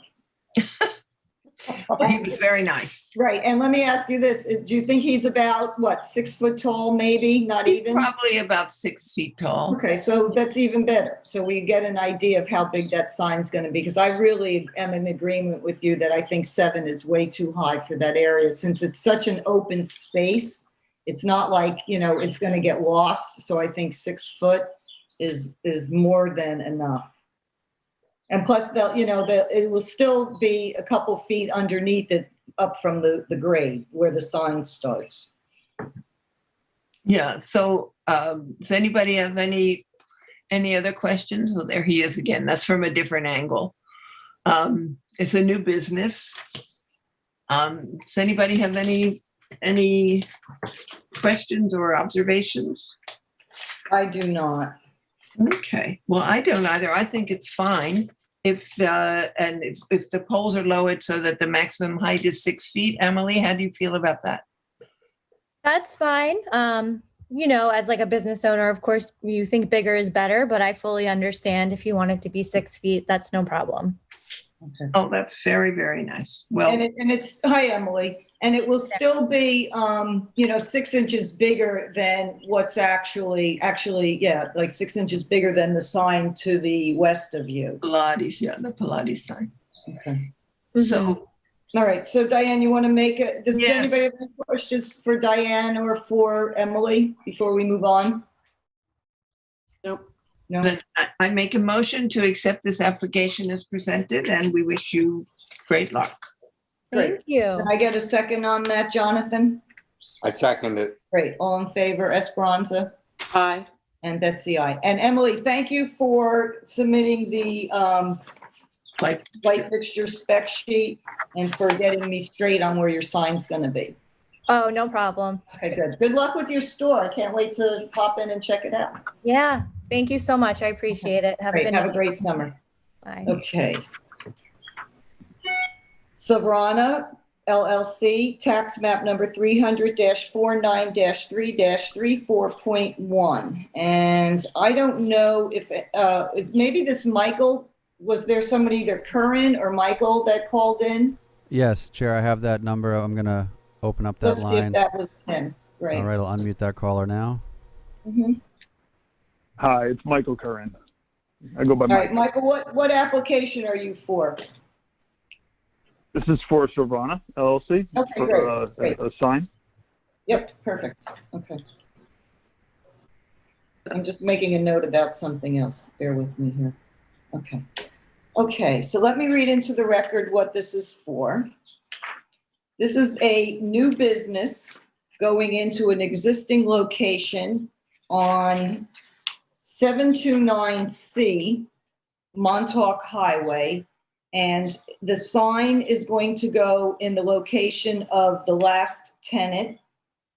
And the sign measures 20 inches by 102 inches wide, single-sided for a total of 14.2 square feet. So let's take a look at the documentation that Michael submitted, and then there's some lights, and I could explain to you a little bit where this is when we pull these up. Let's look at Michael's photographs, Kyle, of the building.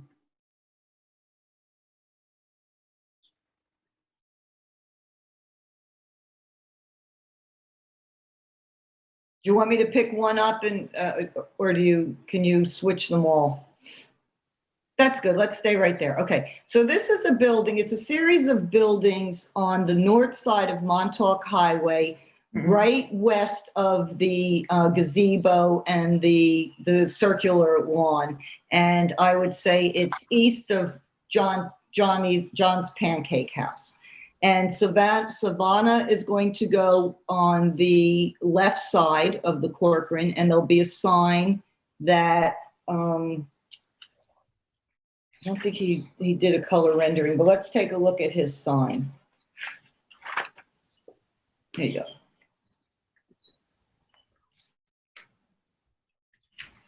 go. Okay, so Michael, you want to tell us a little bit about the sign? Is this going to be wood, or is it going to be a wood-like material? It's going to be wood, and with kind of painted logo.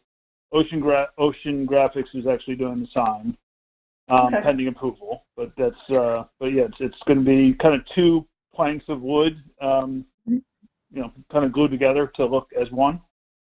Great. And I did find in my packet, Michael, there is a photograph that Michael submitted that shows it on the building, because I want to point something out about the soffit lighting. There it is. Yep, that one there. Okay. You can see underneath the portico, there's 3 soffit lights that are flush mount with the overhang. So there's no other lighting for this, correct? That's correct. Okay. Anybody have any questions for me or Michael? I do. Sure. I see the Corcoran sign is installed or mounted straight up toward the edge of the side there, and this one is lower, so it reveals the mounting frame. Is that how it's going to be, or is it going to be mounted similarly to the Corcoran sign? Right. So, Michael, is it going to be flush with the roof line? It won't be flush, and I think from an angle, if you're kind of walking or driving, you're really not going to see that. It's going to be painted white, but it'll be more like Montauk Mainstay than it will be Corcoran, because Corcoran's is up kind of tight. But it's not. Okay, so let's look at Kyle, the building that says Mainstay. So this building is to the left of the new building. Yeah, let's look at that photograph right there. So you see how Montauk Mainstay hangs down? That's how it will. And then it's the next building down. Okay. Okay. Okay. Fine. I'd at least keep that dimension, you know. Yes, I think that looks, the other, of course, was a mock-up, but I think it was too much space. I think this is much better. This aligns with the top of the window, so maybe that's a clue. Right. Well, the other one was just a semi-imposed photorealistic rendering. Yeah. So, Michael, let's just make sure that, do you know if it matches the same size as Montauk Mainstay? You know, it's the same. They're both 20 inches, but it's not as wide. I think Montauk Mainstay is 120 inches, and this is going to be 102 inches. You mean wide, but the height is the same. 20 inches, yeah. The height is the same, yes. So then, yeah, if you can keep it sort of the same, that would be nice when it's installed. Right. Yep, that's the intent. Great. Perfect. All right, so I would like to make a motion to approve this application as presented. Can I get a second on that, Esperanza? Second. All in favor? Diane? Yes. And Jonathan? Yes. All right, great. All right, Michael, you're good to go. Good luck with the store. Thank you. Really appreciate it. Thanks, everybody. Okay.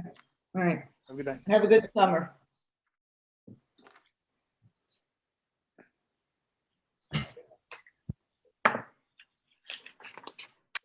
Okay, under fences, walls, gates, and berms, number 12, Martin Endelman, tax map number 300-175-7-7242 Marine Boulevard in Amagansett. We're looking for maybe Michael Golio. Yes, Chair, I believe I have that. I will unmute that. Let's bring him in, and then Diane, once he's in and we say hello, if you can read into the record what this is for. Okay, so I'm going to unmute the phone call with the last 4 digits ending 0455 right now. Thank you. Good evening. How are you? Hello. Michael. Hi there. Okay, this is an application for to propose, thank goodness, a mahogany gate, a 6-foot gate, actually two gates, with a total length of 45 feet on Marine Boulevard. If anybody is familiar with Marine Boulevard, it is it's a waterfront, and this is a waterfront house. These are the proposed gates, which actually in their transparency, they don't look so bad, and in their style. But this is a very active, very alive neighborhood. People are walking babies, they're walking dogs, they're playing basketball. And I have taken, this is where you see the car, that is the house and the proposed driveway. I don't even understand how they could even be proposing a gate, because I think the length of the driveway is only about 27 or 28 feet. And so if you allow the 16 or 18 feet on the roadside of the gate, there's no room for the car to go behind the gate. Right. Or an emergency vehicle. Or an emergency vehicle. Right. So I don't really understand how these gates are going to benefit these people. And there are no visible gates in either direction, across, up, down, anywhere. It is a very friendly and open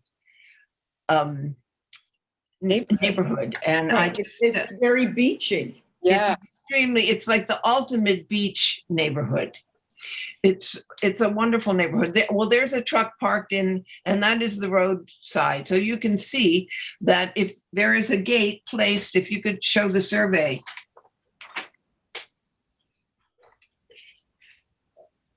If you could blow that up, it would be great.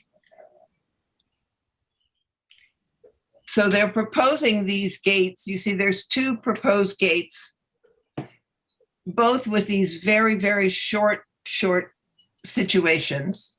Where's the other gate? Oh, it's here. There's 2. Oh, yeah. I open. It's like this kind of. They open out. I think they slide these gates. It doesn't look like they slide. Well, let's ask Michael Golio what.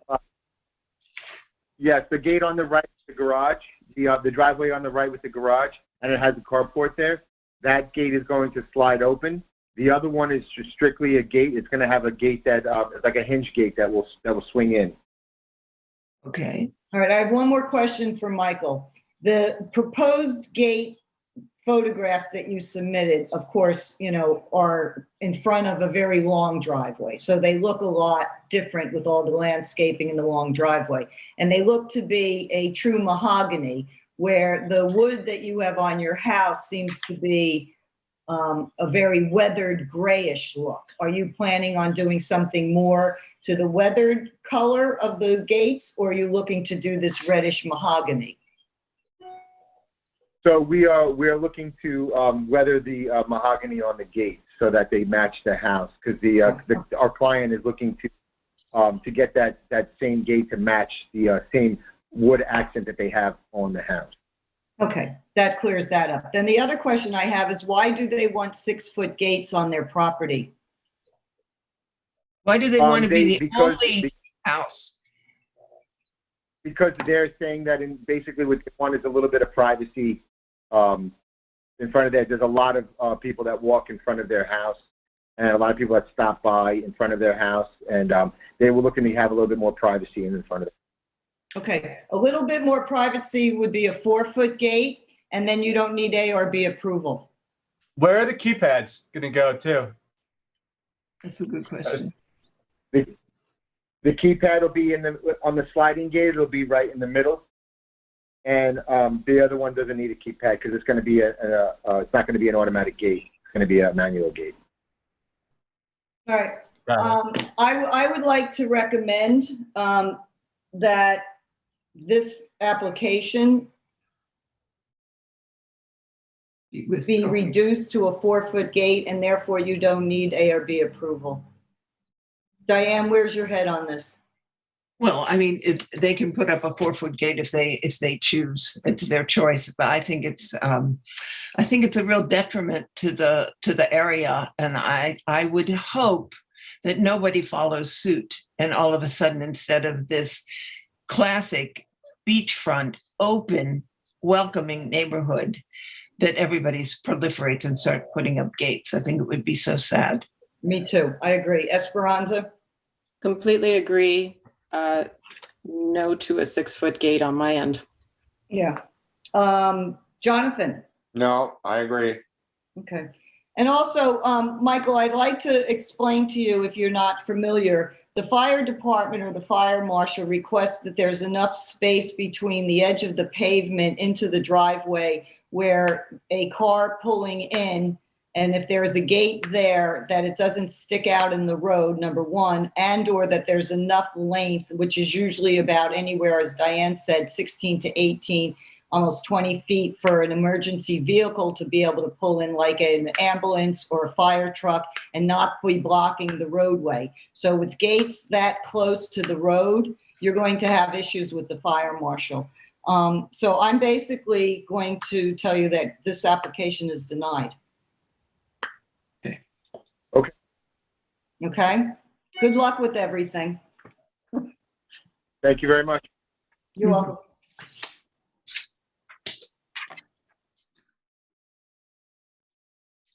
Elliot Tomino, tax map number 300-120-6-4. This is number 13 on the agenda. And this is Carlsruhe Highway. Carlsruhe. Say it again. Carlsruhe. Carlsruhe. Interesting. And that's spelled correctly, huh? It's a place in Germany. Okay, that's what I thought. It's not under our purview. It's also spelled wrong, I think. Yes, it is. Yes. Is it? Well, that's why I was asking. How is it spelled? With an EW? No, E-H-E. Yeah. H-E, not H-U-W. Right, well, that's what I was saying, E-W. Yeah. Oh, it's H-E-U-W. No, U. R-U-H-E. Got it. Okay, Michael, is there anybody on for Elliot on 8 Carlsruhe? No, not at the moment. I'll let you know if that comes in. Great. All right, Jonathan. Don't hurt yourself, Betsy. What? What did you say? I said, don't hurt yourself, Betsy. What do you mean? With the word? Pronouncing the name. I know. Okay, this is for 2 gates at both ends of the driveway on the property. That's it. There are photographs, and there's a survey. These are existing, Jonathan? What? These are existing gates? Existing gates, to approve existing gates. Karlsruhe is a short street with a roundabout, or at least a circle at the end, and you can drive in one and out the other in a. So you're saying that this is on a cul-de-sac? Cul-de-sac, yeah. And it's a horseshoe driveway, so you have. It's a horseshoe driveway. They're both identical. I took photographs of both. The posts are they're so-called 6-foot gates. They're actually an inch shorter. So they're 6 feet, and the deer fences or whatever ground fence is 4 feet. How far back from the road are these gates? I'm just trying to look at the survey. From the road, this one is 6, 9, 12, 25 feet back or so. The other one's a little closer. Oh, I see it. I'm sorry. Yeah, let's look at the survey. Yeah. Excuse me, Chair. I do have a caller if you want to see if this pertains to this. Okay. The caller's phone ends in 1829. I'll unmute that now. Hi there, Elliot here. Hi, Elliot. How's everyone? We're good. How are you today? Fine. I'm good. Thank you. Jonathan, did you measure how far off the road these are? No, but you can scale them off the survey here. Yeah. Elliot, how far are they from the edge of the pavement? They're a little over 20 feet. Okay. And we're at the end of the cul-de-sac. Okay. And Jonathan, what's going on up on that cul-de-sac with gates? No, I didn't. I don't think I saw any other gates. Okay. And how long ago were these installed, Elliot? These were installed just a few months ago. We're newish homeowners. We're adopting a baby, and we didn't know, and so we put them up. And somebody told us that we needed to. We're converting our downstairs, with permits and everything. And our contractor was like, "Did you get approval for those?" And we didn't know we did, needed it. So, we're doing that now. Right. Well, I don't know if whoever told you that you need ARB approval, that if those gates were 4 feet, you wouldn't. because, you know, you're by right, you can have a 4 foot, you can have 2 4-foot gates if you'd like. And they would then match your 4-foot fencing. I mean, I like the design of the gate. I just think that they look tall. And I'm concerned that once you know, you're new out here, these are new gates, you put them up, then everybody else is going to think that they can too. So I'm concerned about the heights of them. Jonathan, did you measure from grade to the top of the 4th one, not the 5th one? No, I didn't measure to that, but it's 6 feet. So the top of the 3rd one is about 3 feet. And so the top of the 4th one is about 4 feet and a few inches. Yeah. Yeah, that would be nice. Be much nicer. Would you be willing, because you're hearing that the board's not in favor of these 2 6-foot gates, that if you could take them down to the top of the 4th panel and get them more towards the 4 foot, then you wouldn't need ARB approval. Okay. Including the post. Yeah, I mean, including the post. Yeah. Well, yeah. Okay. The And we're going to give you a little extra inches. Well, let me just say, we're going to give you a little extra inches so that you only have to remove, you know, right above the top 4th one. Actually, I measured the fence, the deer fence, and that's 4 feet. In this photograph, you can see 4 feet actually comes higher than the 3rd one. Right. So what we could do, if you're willing, you would need our approval over 4 feet, so we could approve this no higher than 5 feet, and that will give you enough room to bring that into compliance. Okay. Yeah, I mean, obviously you guys are, you know, the bosses, so whatever. We are. So I'll do whatever you tell me to do. Okay, take out the gates completely. Yeah. I mean, hey, I don't know. Maybe you can crawl through the spots. I know, right? Well, yes, we were gonna. I know, right? We did that to keep them light so they wouldn't bow, and like kind of have a design, and then we're like, okay, wait, maybe our. Well, our I have to tell you, I appreciate that it's open, and that it doesn't feel like a wall. And that's why, you know, we're willing to go to 5 feet. If you'll reduce it to the top of that 4th post, panel rather, with the post, we can make a motion. And yeah, so that's going to be slightly less than 5 feet. So we should we'll say no greater than 5 feet. About right to the top of that last board. The last panel. That way they don't have to rebuild the whole gate. Mm-hmm. Right, from the 4th panel from the ground, right? Yeah. To the top of that, yes, okay. Top of the 4th panel, yeah. Right, all right. Well, thank you, Elliot, for being willing to do that. Yeah, very nice. I think you'll be happier with it. You'll look more if you guys are happy, I'm happy. Oh, good. Excellent. Elliot, you're very nice. Okay, Jonathan, if you'll make a All right, motion. guys, take care. And then oh, sorry, go on. I'm sorry. Both fences. Right. Go ahead, Mike. Elliot, what did you want to ask? Pardon me? You wanted to ask something? Oh, no, no, I'm good. I was just muting myself. I was going to ask the next step, so I do it, and then I have approval, but I'll figure that out with your office.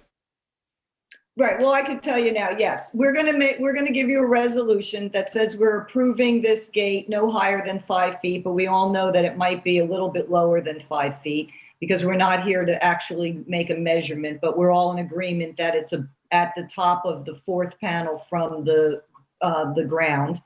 And also too, Jonathan, you know, that little 4-foot fencing is below grade of that gate. So no, I measured from the stones or the panel. Okay. All right. That being said, you'll get a copy of the resolution in the mail.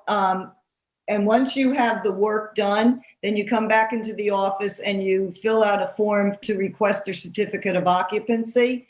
Once that's done, Jonathan will go back out and measure it, make sure it's what the resolution states, and then you'll get your C of O for it. Okay? Wonderful. Thank you, everybody. Take care. Thank you. Have a great summer.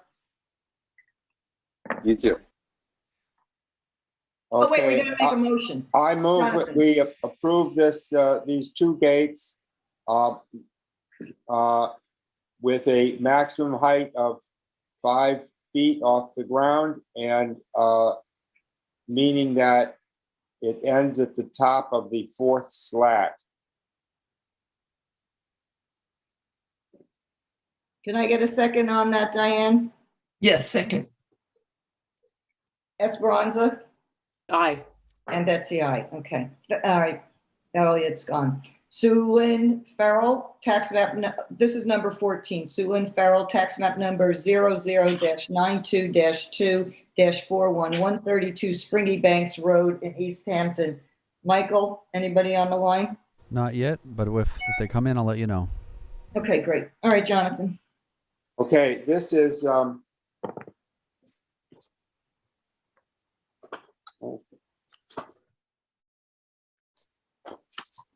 okay, this is for an existing 8-foot deer fence.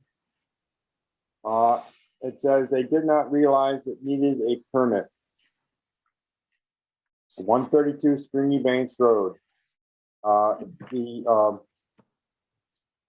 The fence goes around the side, the back, and the other side of the yard. The front yard doesn't seem to have a fence. Oh, that's good. We have photographs here. Let's look at the survey first to see what what you're talking about. Okay, see the left side of the house? There's a fence that starts there, the deer fence, labeled. It goes over and then goes back, pass through that gate to the corner, all the way along the 180 feet across the back, and then down again to an area where that where it says fence. It stops right there. There says the driveway, you know, parking area, the driveway, something like that. That's where that stops. So that's it. It's a U-shaped fence. It also goes over to the house at some point. Where the porch is? Yeah, where the porch is. And all of it's 8 feet? Yeah, it's 100% 8 feet. Okay, and there's no gates on the property, or is there a gate down that? Okay, there's a gate at the stone driveway off of that private road. There is a gate right there on the road. There's a photograph of it. And the gate itself is 7'10". Or the wire is 7'10". The gate is the same. Yeah. You want to see the photograph? Would that be considered, David, a private road?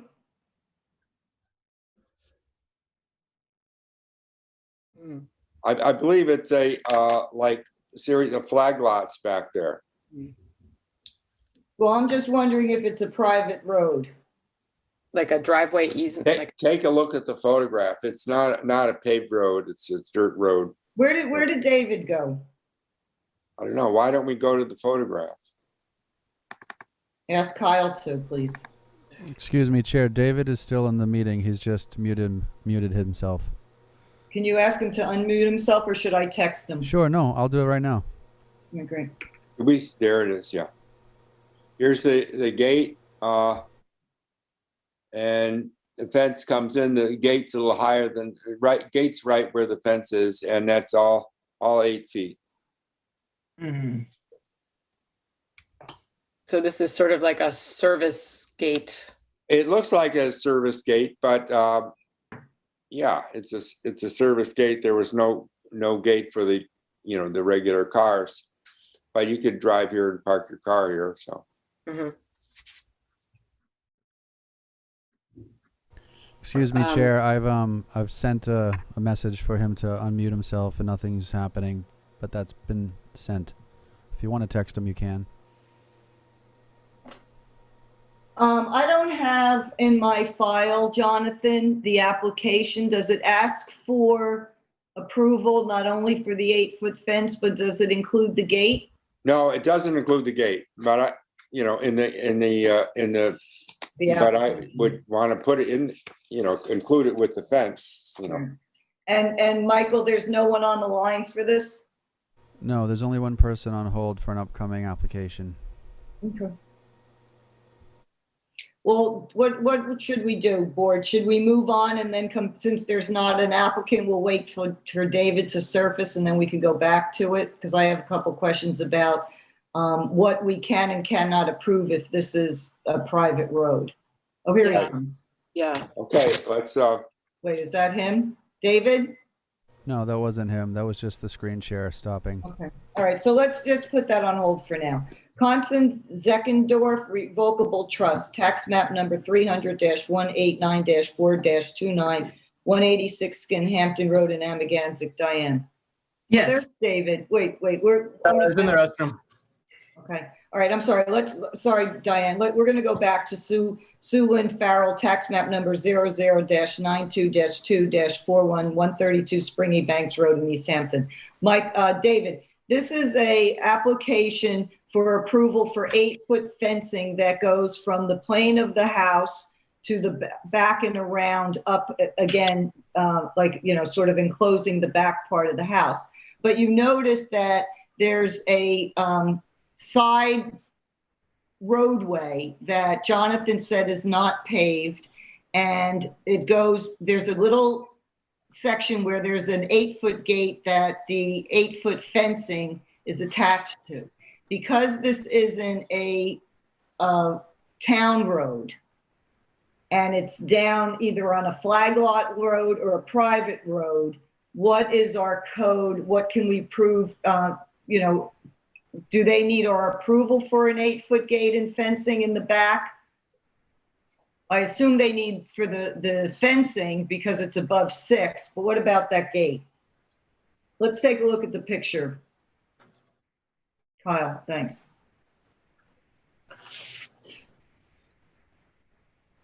There's the, you know.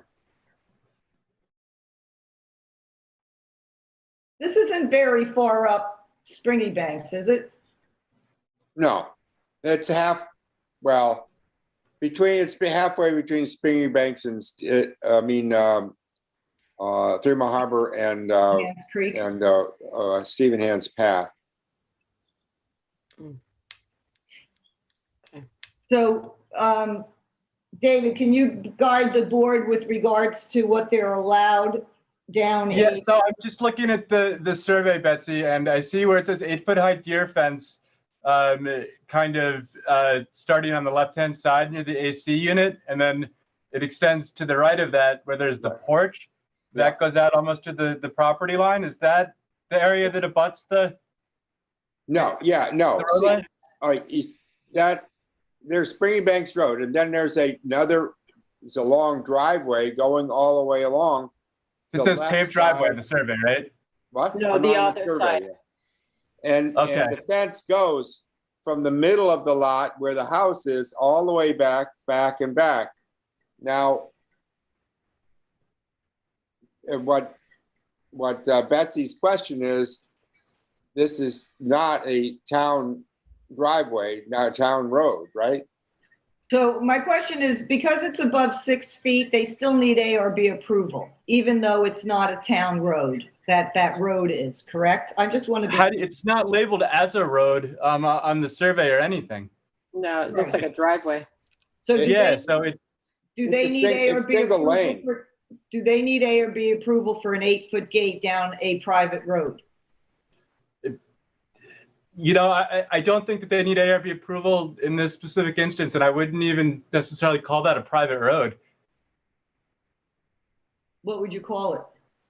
It could be an easement, an access easement from the to the lot that's behind it. Mm-hmm. But yeah, it's certainly not. Yeah, I'm not concerned about the 8-foot fence. Okay. So if we were to approve the 8-foot fence because it's over 6, and by right, they can have 6, we can include the 8-foot gate if the board decides to approve it, correct? Correct, Betsy. Okay. Where's the board on this? I don't have a problem on it. Jonathan, tell us what you saw when you're back there. What I saw when I was back there? Yeah. I mean, do you think that you're okay with what's existing? I'm okay. It's definitely, you know, it's the side entrance, the you know, service entrance, whatever. It has that feeling. It's right off that easement or driveway, and they have a lot of, their whole front yard is basically the original woods, and they have a totally elaborate living yard in the back, including more you know, natural wood. So I think this is a, you know, fine. They enclose their important spot in the back of their house. There's no gate on Stringy Banks, correct? No gate. No gate. And the fact that the only person would see that 8-foot gate would be if anybody was driving to the property behind. That's correct. That's correct. All right. Esperanza or Diane, any problems or questions with this? No. Not for me, but David has something to say. Oh, there's a trampoline on the survey. I've never seen that before. You're right. There is. Okay. All right, Jonathan, go ahead. Okay. What would you like to do? Insurance. I move that we approve the application for the 8-foot fence. Okay. Can I get a second on that, Diane? Yes, second.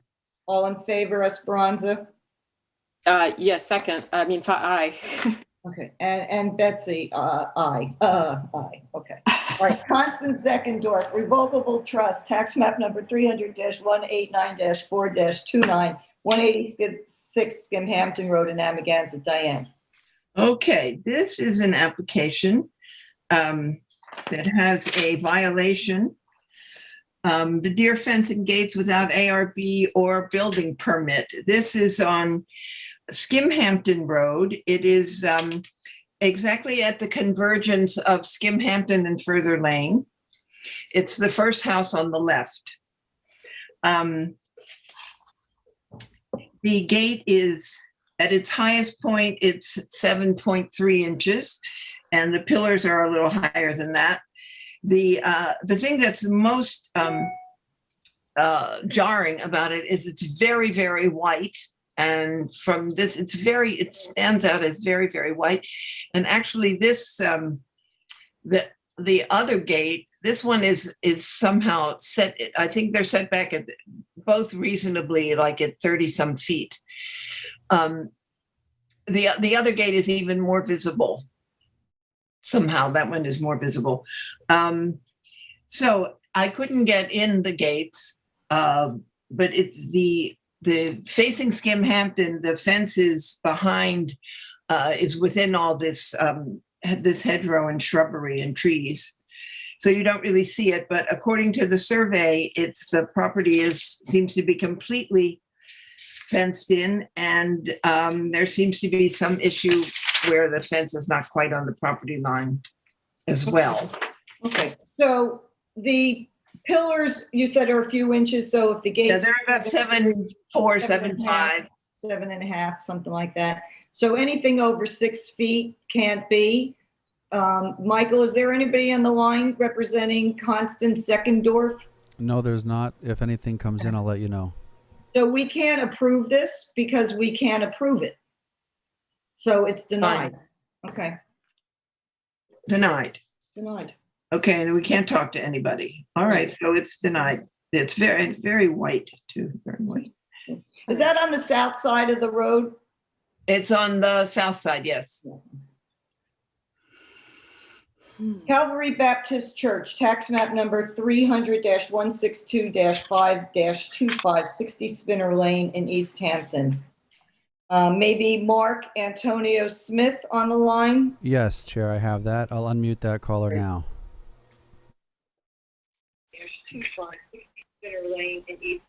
Hello, caller. You're live with the ARB, and if I could advise you to please turn down in your space the audio of the broadcast if it's on your computer or on television, and only communicate on the phone. There's a little feedback. Thank you. Great. Welcome. Could you Hello. introduce yourself? I am Mark Antonio. How is everyone doing today? We're good, Mark. Fine. How are you? I'm doing well. Thank you. Okay, Diane, if you could read into the record what this is for. Yes, this is for a proposed enclosed community garden. I think the thing we need to look at first is the survey, so you have some sense of where we are. Everyone Okay. is familiar with the Calvary Baptist Church, correct? No, I know of it, but I haven't. Okay, this is Springs Fireplace and Spinner Lane. Let me explain to begin with. They're proposing a 6-foot garden, and if you see this little drawn-in space here, well, the dwelling that's right in front of it is 20 by 40, and they're proposing a garden that's 20 by 30. So it's more or less, it's somewhere in between the size that's drawn and this existing dwelling. The thing that's not on this survey, which is from 1992, is a stockade fence that goes clear across the property, and behind that stockade fence there's lots of, I don't know, farm equipment and things. So the property doesn't appear to be as big as it looks on this survey because it's cut by this stockade fence. But the idea of a community garden is such a nice idea, and it is the entire property is over 6 acres.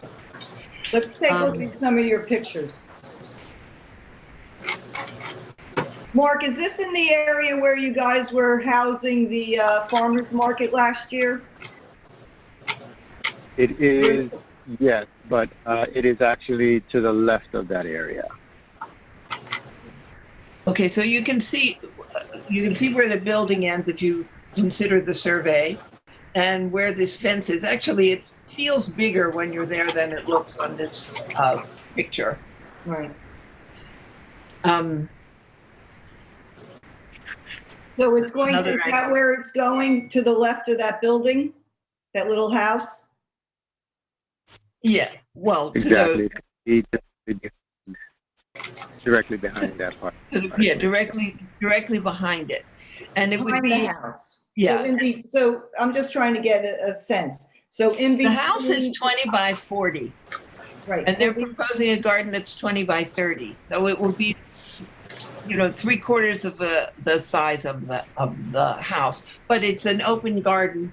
Very much, I think they have they've illustrated the garden with its garden beds, and it's totally an agricultural fence. Naturally, it's 8 feet tall because I'm sure it's deer like crazy on this big property. Absolutely. I mean, it would be nice going to if be we had between that house and the tall grass to the right here. Yeah, the tall grass. Right behind that tall grass is that stockade fence that you just saw the picture of. And I'm standing in like the far corner there. And it would go between that. It would go between the existing house and the stockade fence. Okay. And you said, sorry, the fencing would be at 8 feet? 8 feet. Okay. I mean, which is understandable if it's to be a community vegetable food garden. Sure. Yeah. I mean, the thing, it would be wonderful if the survey had the fence on it, and you could get a better sense of it. But it's a big property. I think that it's fine. It's a garden. Yeah. David, do you remember our conversation yesterday when I asked you if it was 50 feet from the roadway, that 8-foot fencing would come into play where they can have that by right? No, I do remember a conversation, Betsy. I looked into it, and they were referred by the building department because it's over 6 feet. It's 8 feet. But we can approve up to 8 feet, correct? Yes, you can. Okay. Who has questions or observations or I'm okay with it. You know, I have a very similar garden that I recently did in my fairly large, you know, backyard in the same area as Calvary. We're all part of the Freetown area. And mine is like a 20 by 30, so it's a similar size. And what I did, Mark, was I just didn't want to do that high because I just didn't think that the deer were going to really try to jump. So I'm like at 6.5 feet, and I'm not having any problem. And I did have a deer give birth to a baby on Memorial Day weekend in my backyard. So I do have deer. So I think anything like 7 is good. If you would really feel more comfortable with 8 and you're Calvary Baptist, I have no problem with it. But if you think that you want to, bring it down a little bit, because I think when you get those posts, they come 12 feet. So you're going to cut them. You know, they go in the ground a couple, feet, and then you cut to 8. So what we could do, if everybody's in agreement, is approve the community garden no higher than 8. And then if you decide you want it to be a little bit lower just because it looks, not so big, that's okay. How's that? Does that work? Yeah. I think most farms have 8-foot fences around. They do, and some of them have 10. Yeah. But those are more commercial. Yeah. I believe that I can't say specifically, but I don't think the Springs Garden is up at 8. So anyway, it's just something to consider, Mark, if you want to go a little bit lower. I appreciate the allowance for 8, and if we can, if during construction that we for stability purposes for the posts to be dug lower, we could. Yeah, I appreciate having that limit of 8. Okay. It would be preferred. Mm-hmm. I too have heard deer scaling 6.5 feet fences. So I'm I really want to protect what we are going to be toiling over and trying to build. So I appreciate the allowance. Thank you so much. Okay. Right. And let me ask you this. This is just, more on a personal level. Are you having someone who's familiar with, building your beds and things like that? Or is this going to be, part of the community, the church community building this? Are you going to have a professional guy come in and build your beds? In the perfect world, we would have a professional do it, but we are at the mercy of donations right now. And so going to be asking a professional to donate his time or her time, but we will just have to see what God provides. Okay. Well, I'd like to provide you with one little tip that was given to me, and I really appreciated it. If you're doing raised beds, there's a wiring called rat wire. It's a little bit tighter than chicken wire that you put down on the ground in your bed so that the voles and the moles can't come up and pull your plants down to the ground for dinner. It's a very, very inexpensive material, but it was highly recommended to me because the Springs Garden Group lost a lot from not putting the rat wire in. I actually have a video of mole. I'm sorry, what, Jonathan? I have a video of a mole pulling the plant right down into the ground. Voles do that, not moles. Vole, I meant to say. All right, so Diane. Yes, well, I happily make a motion that we accept this application as presented. Great. Can I get a second on that, Esperanza? Second. All in favor, Jonathan? Aye. And Betsy, aye. All right, Mark, good luck with it. Good luck, yes. Thank you very much, and I appreciate the work you all are doing. Thank you. All right, thank God bless. you. God bless you. Excuse me, Okay, Chair, may I ask you, yeah. excuse me, can I ask you a question, Betsy? Just to say the previous application I know is over, but I do notice through caller ID that the applicant is now called in, obviously late. I just wanted you to know that. We'll speak to them. It says Zeckendorf Construction, so all right, I'll unmute that caller now. Okay. Let me read it back into hello, the I'm record. Connie. Hi, Connie. Hold on one second. I just have to read this into the record. Constance Zeckendorf, revocable trust, tax map number 300-189-4-29, 186 Skimhampton Road, Amagansett. Diane, if you could explain to Constance what we discussed. Yes, Constance. We described where your property is at that convergence of Further Lane and Skimhampton. And that when you're standing there, there are no visible gates on either side or across from you, and your gate is very high and very white. We can only approve a gate up that's 6 feet tall. And we do that very reluctantly. And the pillars are almost 7.5 feet, and the gate is 7.3 at the highest point, and at the lowest point, it's a little over 6 feet. So,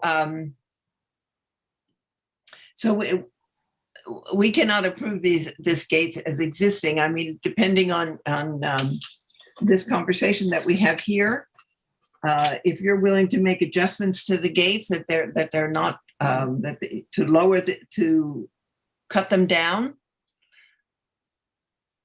Yes, I could do that. Well, the other thing I just want to mention is that in addition to not being able to approve above 6, we can't also approve above 6 on the deer fencing that you have that faces the roadway. Can we look at a survey for this? Sure.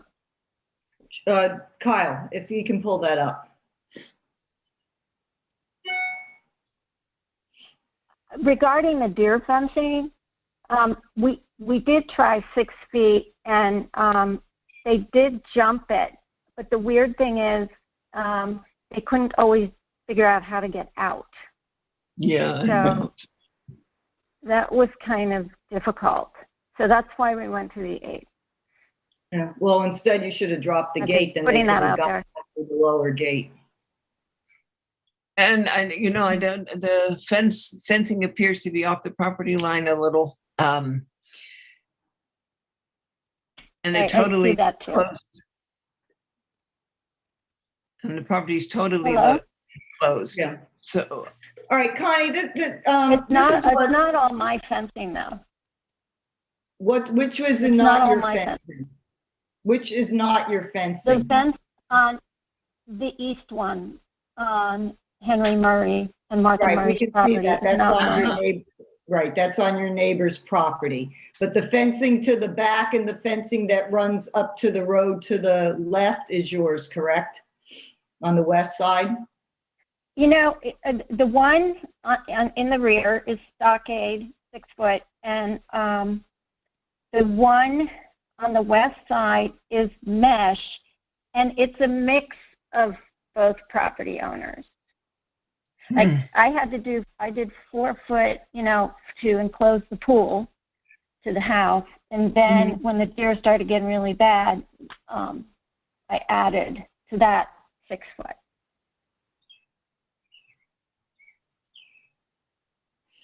Who wants to give their opinion here on this? Esperanza, where are you at this?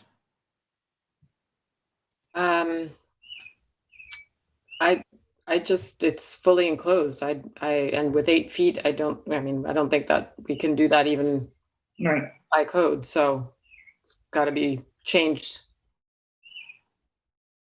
Jonathan, do you have any suggestions for Connie? Can you just clarify that for me? Fully enclosed is not permitted? Because the fence on the Murray side is not mine. It can be permitted if it's under the levels and they're at the levels that are prescribed in the code. So you're allowed as of right to have 4 feet in the front and 6 feet in the sides and rears. So if you have the fencing at those heights and those locations, you can fence away. But right now the fencing that's faces Skimhampton Road, that's well off the property line, and then it's also I would suggest that you come back and make sure that everything is pulled back onto your property line, and addition to whatever the board advises you to do. Right, But we can't. Right, but David, the fencing facing the Skimhampton Road is 8 feet. And the gates are 7.5 feet. So she's got to bring them down. We can't approve anything over 6. You know, and if we approve 6, she said that when she had 6-foot fencing, they were jumping it. So I'm reluctant to approve 6 when I feel that that whole area is very wooded and rural, and these gates don't look like they belong there. So I would be reluctant to approve 6-foot gates and fences. You could Betsy, I recommend that we table it to discuss more. I wouldn't say where I am on Skimhampton is especially rural. I'm one house away from Further Lane where there are quite a few gates. Well, we're not talking about those gates because we don't know if they have ARB approval or not. You could just have the backyard gated in from across from the west to the house, and then from the driveway or garage over to the east side, and leave the rest of it open. Right. That way, no deer gets in the back, and you don't need a fence in the front. Yep. Yeah, that's a very good solution. Wait, can you repeat that for me? I missed how that works. You already have a fence from the house to the west side, right? Yeah. All right. Then you'll have another fence that goes from the drive. You can, yeah, and then you can have another fence where you have that fence where the driveway garage is, the barbecue thing, that goes right over to the east side. You can change angle or whatever, right? But then you'll have that whole front area and just have that non-deer kind of planting over there, and the deer never gets in the back. So you're suggesting she eliminates all the fences? Right. Yeah. Oh, and by right, she can have 4 feet. If I were to do that, she really wants.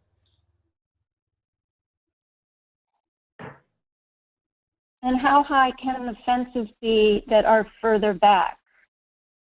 6 feet. Is that a limit of 6 feet? So the deer they'll be happy in the back.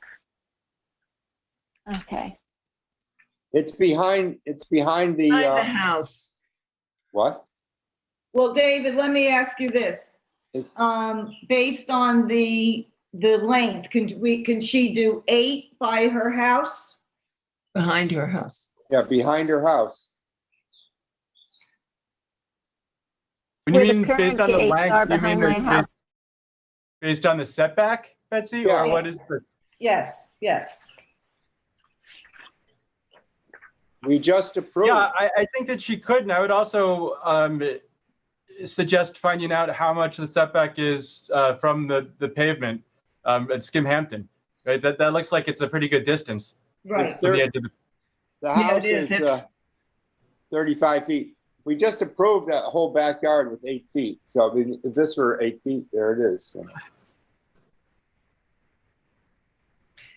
So are we suggesting that she either eliminates the gates or puts them down to 4 feet if she wants gates there, but everything else goes away in the front, and she can have 8 feet around the back from her house and around the back?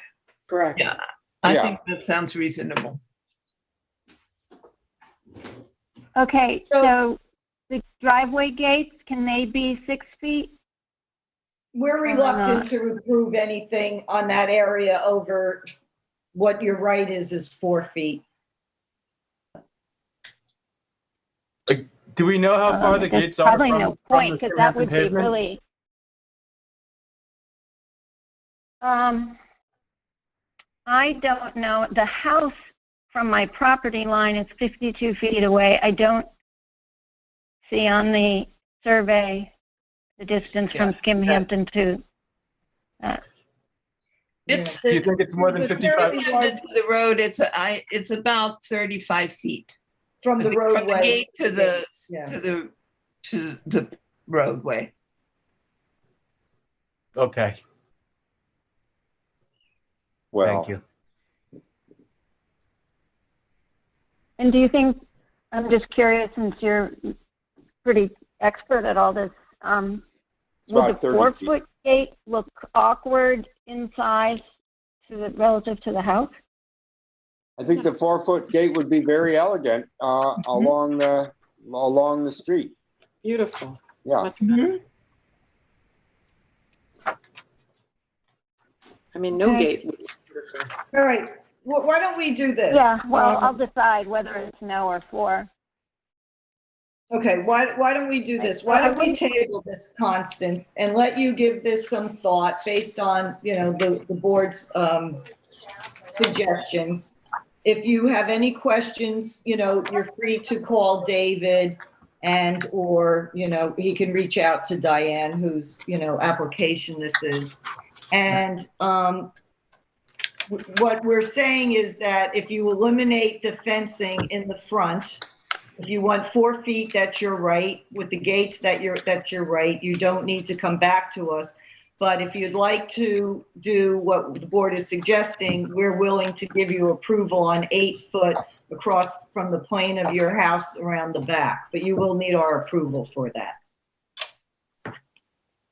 Okay? So why don't we table this? And then when you'd like to come back, when you have an idea of what you'd like to do, then we can put you back on the next agenda. Okay? Okay. And is there a time limit? Is there a time limit for tabling? No, but did you actually receive a violation or did you receive a warning? I have it here. Warrant. Yeah, warning of town code violation. On June 14th.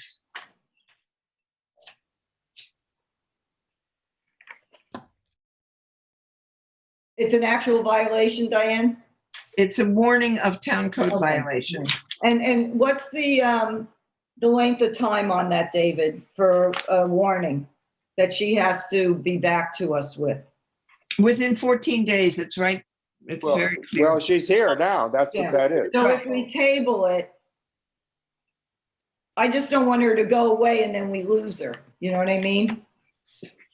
She's an ARB, so it's fine. She's not going to get cited with a ticket for not having ARB approval while she has an application that's pending. Okay. That's true. Yeah. So, Constant, I would suggest that you get it done as soon as possible. The faster you can come up with, what you'd like to do, we can put you back on with the next meeting. Okay, that sounds fine. And, but I don't do anything to any fences or gates until I get approval for something different. Right. Until we know what we're going to do. Unless you want to drop it, unless you want to drop all of the gates and the fencing in the front to 4 feet, and come back and ask for our approval for 8 feet in the back and on the sides behind the house. Okay. Okay. And again, if you have any questions, you can reach out to David McMaster, our town attorney. Great. Okay, thanks very much. All right, thank you. Thank you. Thanks for being willing to work with us. All right, so I'm going to table Constance as opposed to denied. Right. And I'm going to move on to number 17, issuance of certificate of occupancy, East Hampton House, tax map number 300-188-2-4, 266 Panago Road in East Hampton.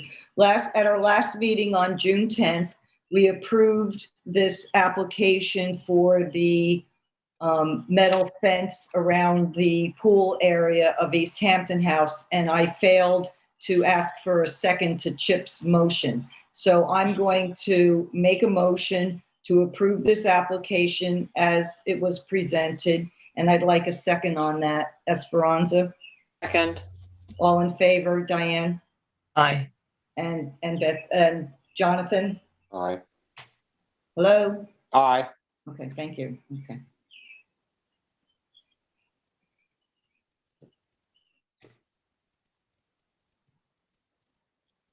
Elizabeth Miller, tax map number 300-24-12-26, 172 North Fork Drive in Springs. Jonathan. Okay, this is out in Clearwater Beach, and it's for approval of a fence that's a little over 40 feet long and 6 feet tall. That is there. There it is. This fence complies with the regulation, with the approved resolution, and it matches. There's another photo that shows that it matches the gate, the fence in the front area near the front porch. It looks, unified. Okay. You want to make a motion? There's another photo somewhere. I guess not. All right. I move that we approve the gate as built. Okay, and can you advise the staff to notify the building department? Yes. I move that the staff notifies the building department that this is ready for C of O. Yeah. Great, thank you. Can I get a second on that, Diane? Yes, second. All in favor, Esperanza? Aye. And Betsy, aye. Okay, thank you, Jonathan. Okay. 15 WSR LLC, tax map number 300-197-6-28, 15 Wainscott Stone Road in Wainscott, Esperanza. This is an approval of a driveway gate that we have a resolution dated October 8, 2020.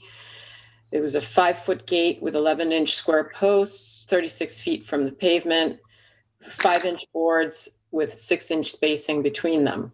The gate and posts were to be painted Cape Cod gray.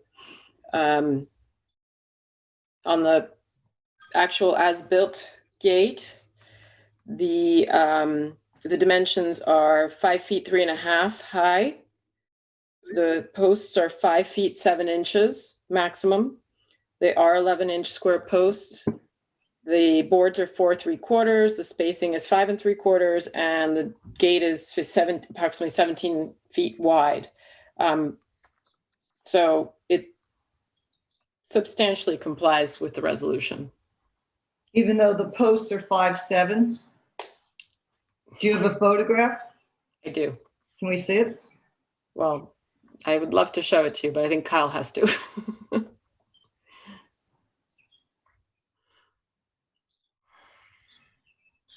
That's old. That's across the street, right? Yeah, that's old. Those are old. There it is. Can you blow that up, Kyle, so I could see the gate more? Does the spacing and all comply? It's just a 1/4 inch off. Mm-hmm. I agree. It's unfortunate. Well, yeah, I mean, this is touted as an English cottage, which it's far from it. So it is what it is. I don't recall the black frame, but I guess that's what we approved from the design. I don't think the frame was in the renderings. I'm trying to remember, and I just looked at it today. But I guess because it's as wide as it is that they feel they need the support. Well, it is in the renderings, but it's not black. That's the thing. It's sort of a grayish.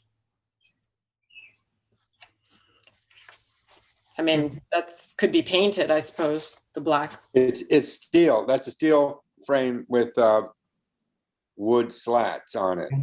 The black does on the left side, it sort of recedes with the landscaping, but it's more visible when it's against the white house. Exactly.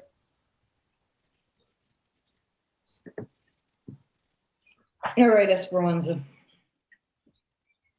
What? Well, you were going to approve it. I just was questioning. Yeah, I mean,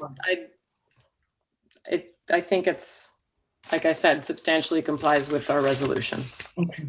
So I make a motion to instruct staff that this application is ready for a certificate of occupancy. Great, thank you. Jonathan, can I get a second on that? Second. All in favor? Diane? Yes. And Betsy, yes, okay. Leon and Marlene Dion, tax map number 300-142-4-1, 70 Hands Creek Road in East Hampton. Diane. Yes, this has been before us several times. This is Hands Creek Road, but there are, I think, 5 houses that are substantially, I mean, this house is 1,500 feet off of Hands Creek Road. It's sort of a totally private, it almost feels like a deer park. It's heavily wooded, and there's can we see the pictures? There's a very elaborate gate and pillars and lanterns, which we have approved because they've been there for 20 years and because it is such a totally private community. The reason it is, the last question was the dark sky compliance of these lanterns, which have now been muted with a coating of colored filament, which you can see, which the building department has accepted as dark sky compliant. So I would like to make a motion that we suggest that this to the building department, that this property is finally ready for a C of O unless there's any question. No, I think it's okay. Can I get a second on that, Esperanza? Second. All in favor? Jonathan? Aye. And Betsy, aye. Last one is New York SMSA Limited Partnership, tax map number 300-145-3-16.1, 260 Springs Fireplace Road in East Hampton. Jonathan. Okay, this is the wrong one. The Verizon Wireless Tower at the town recycling center, and it is for additions to their existing technology garden. There are photographs. I took pictures. The items are enclosed in this garden. This little housette thing, these boxes inside there, those 4 things are new items that are enclosed there. And there's also half a dozen antennas inside of this tower, which you can't see. And additionally, there's a 500-gallon propane tank, which I didn't see anywhere. But behind this central post, the little post with the concrete thing on it, there's a little green cover, which may or may not be for a propane tank. It's pretty close to the concrete bases, but I don't know what it is, but you can't see anything else. So everything here is, everything that's new is very orderly. And it's locked. I couldn't get in, of course. Okay, so it appears that what we approved is there. Correct. Okay.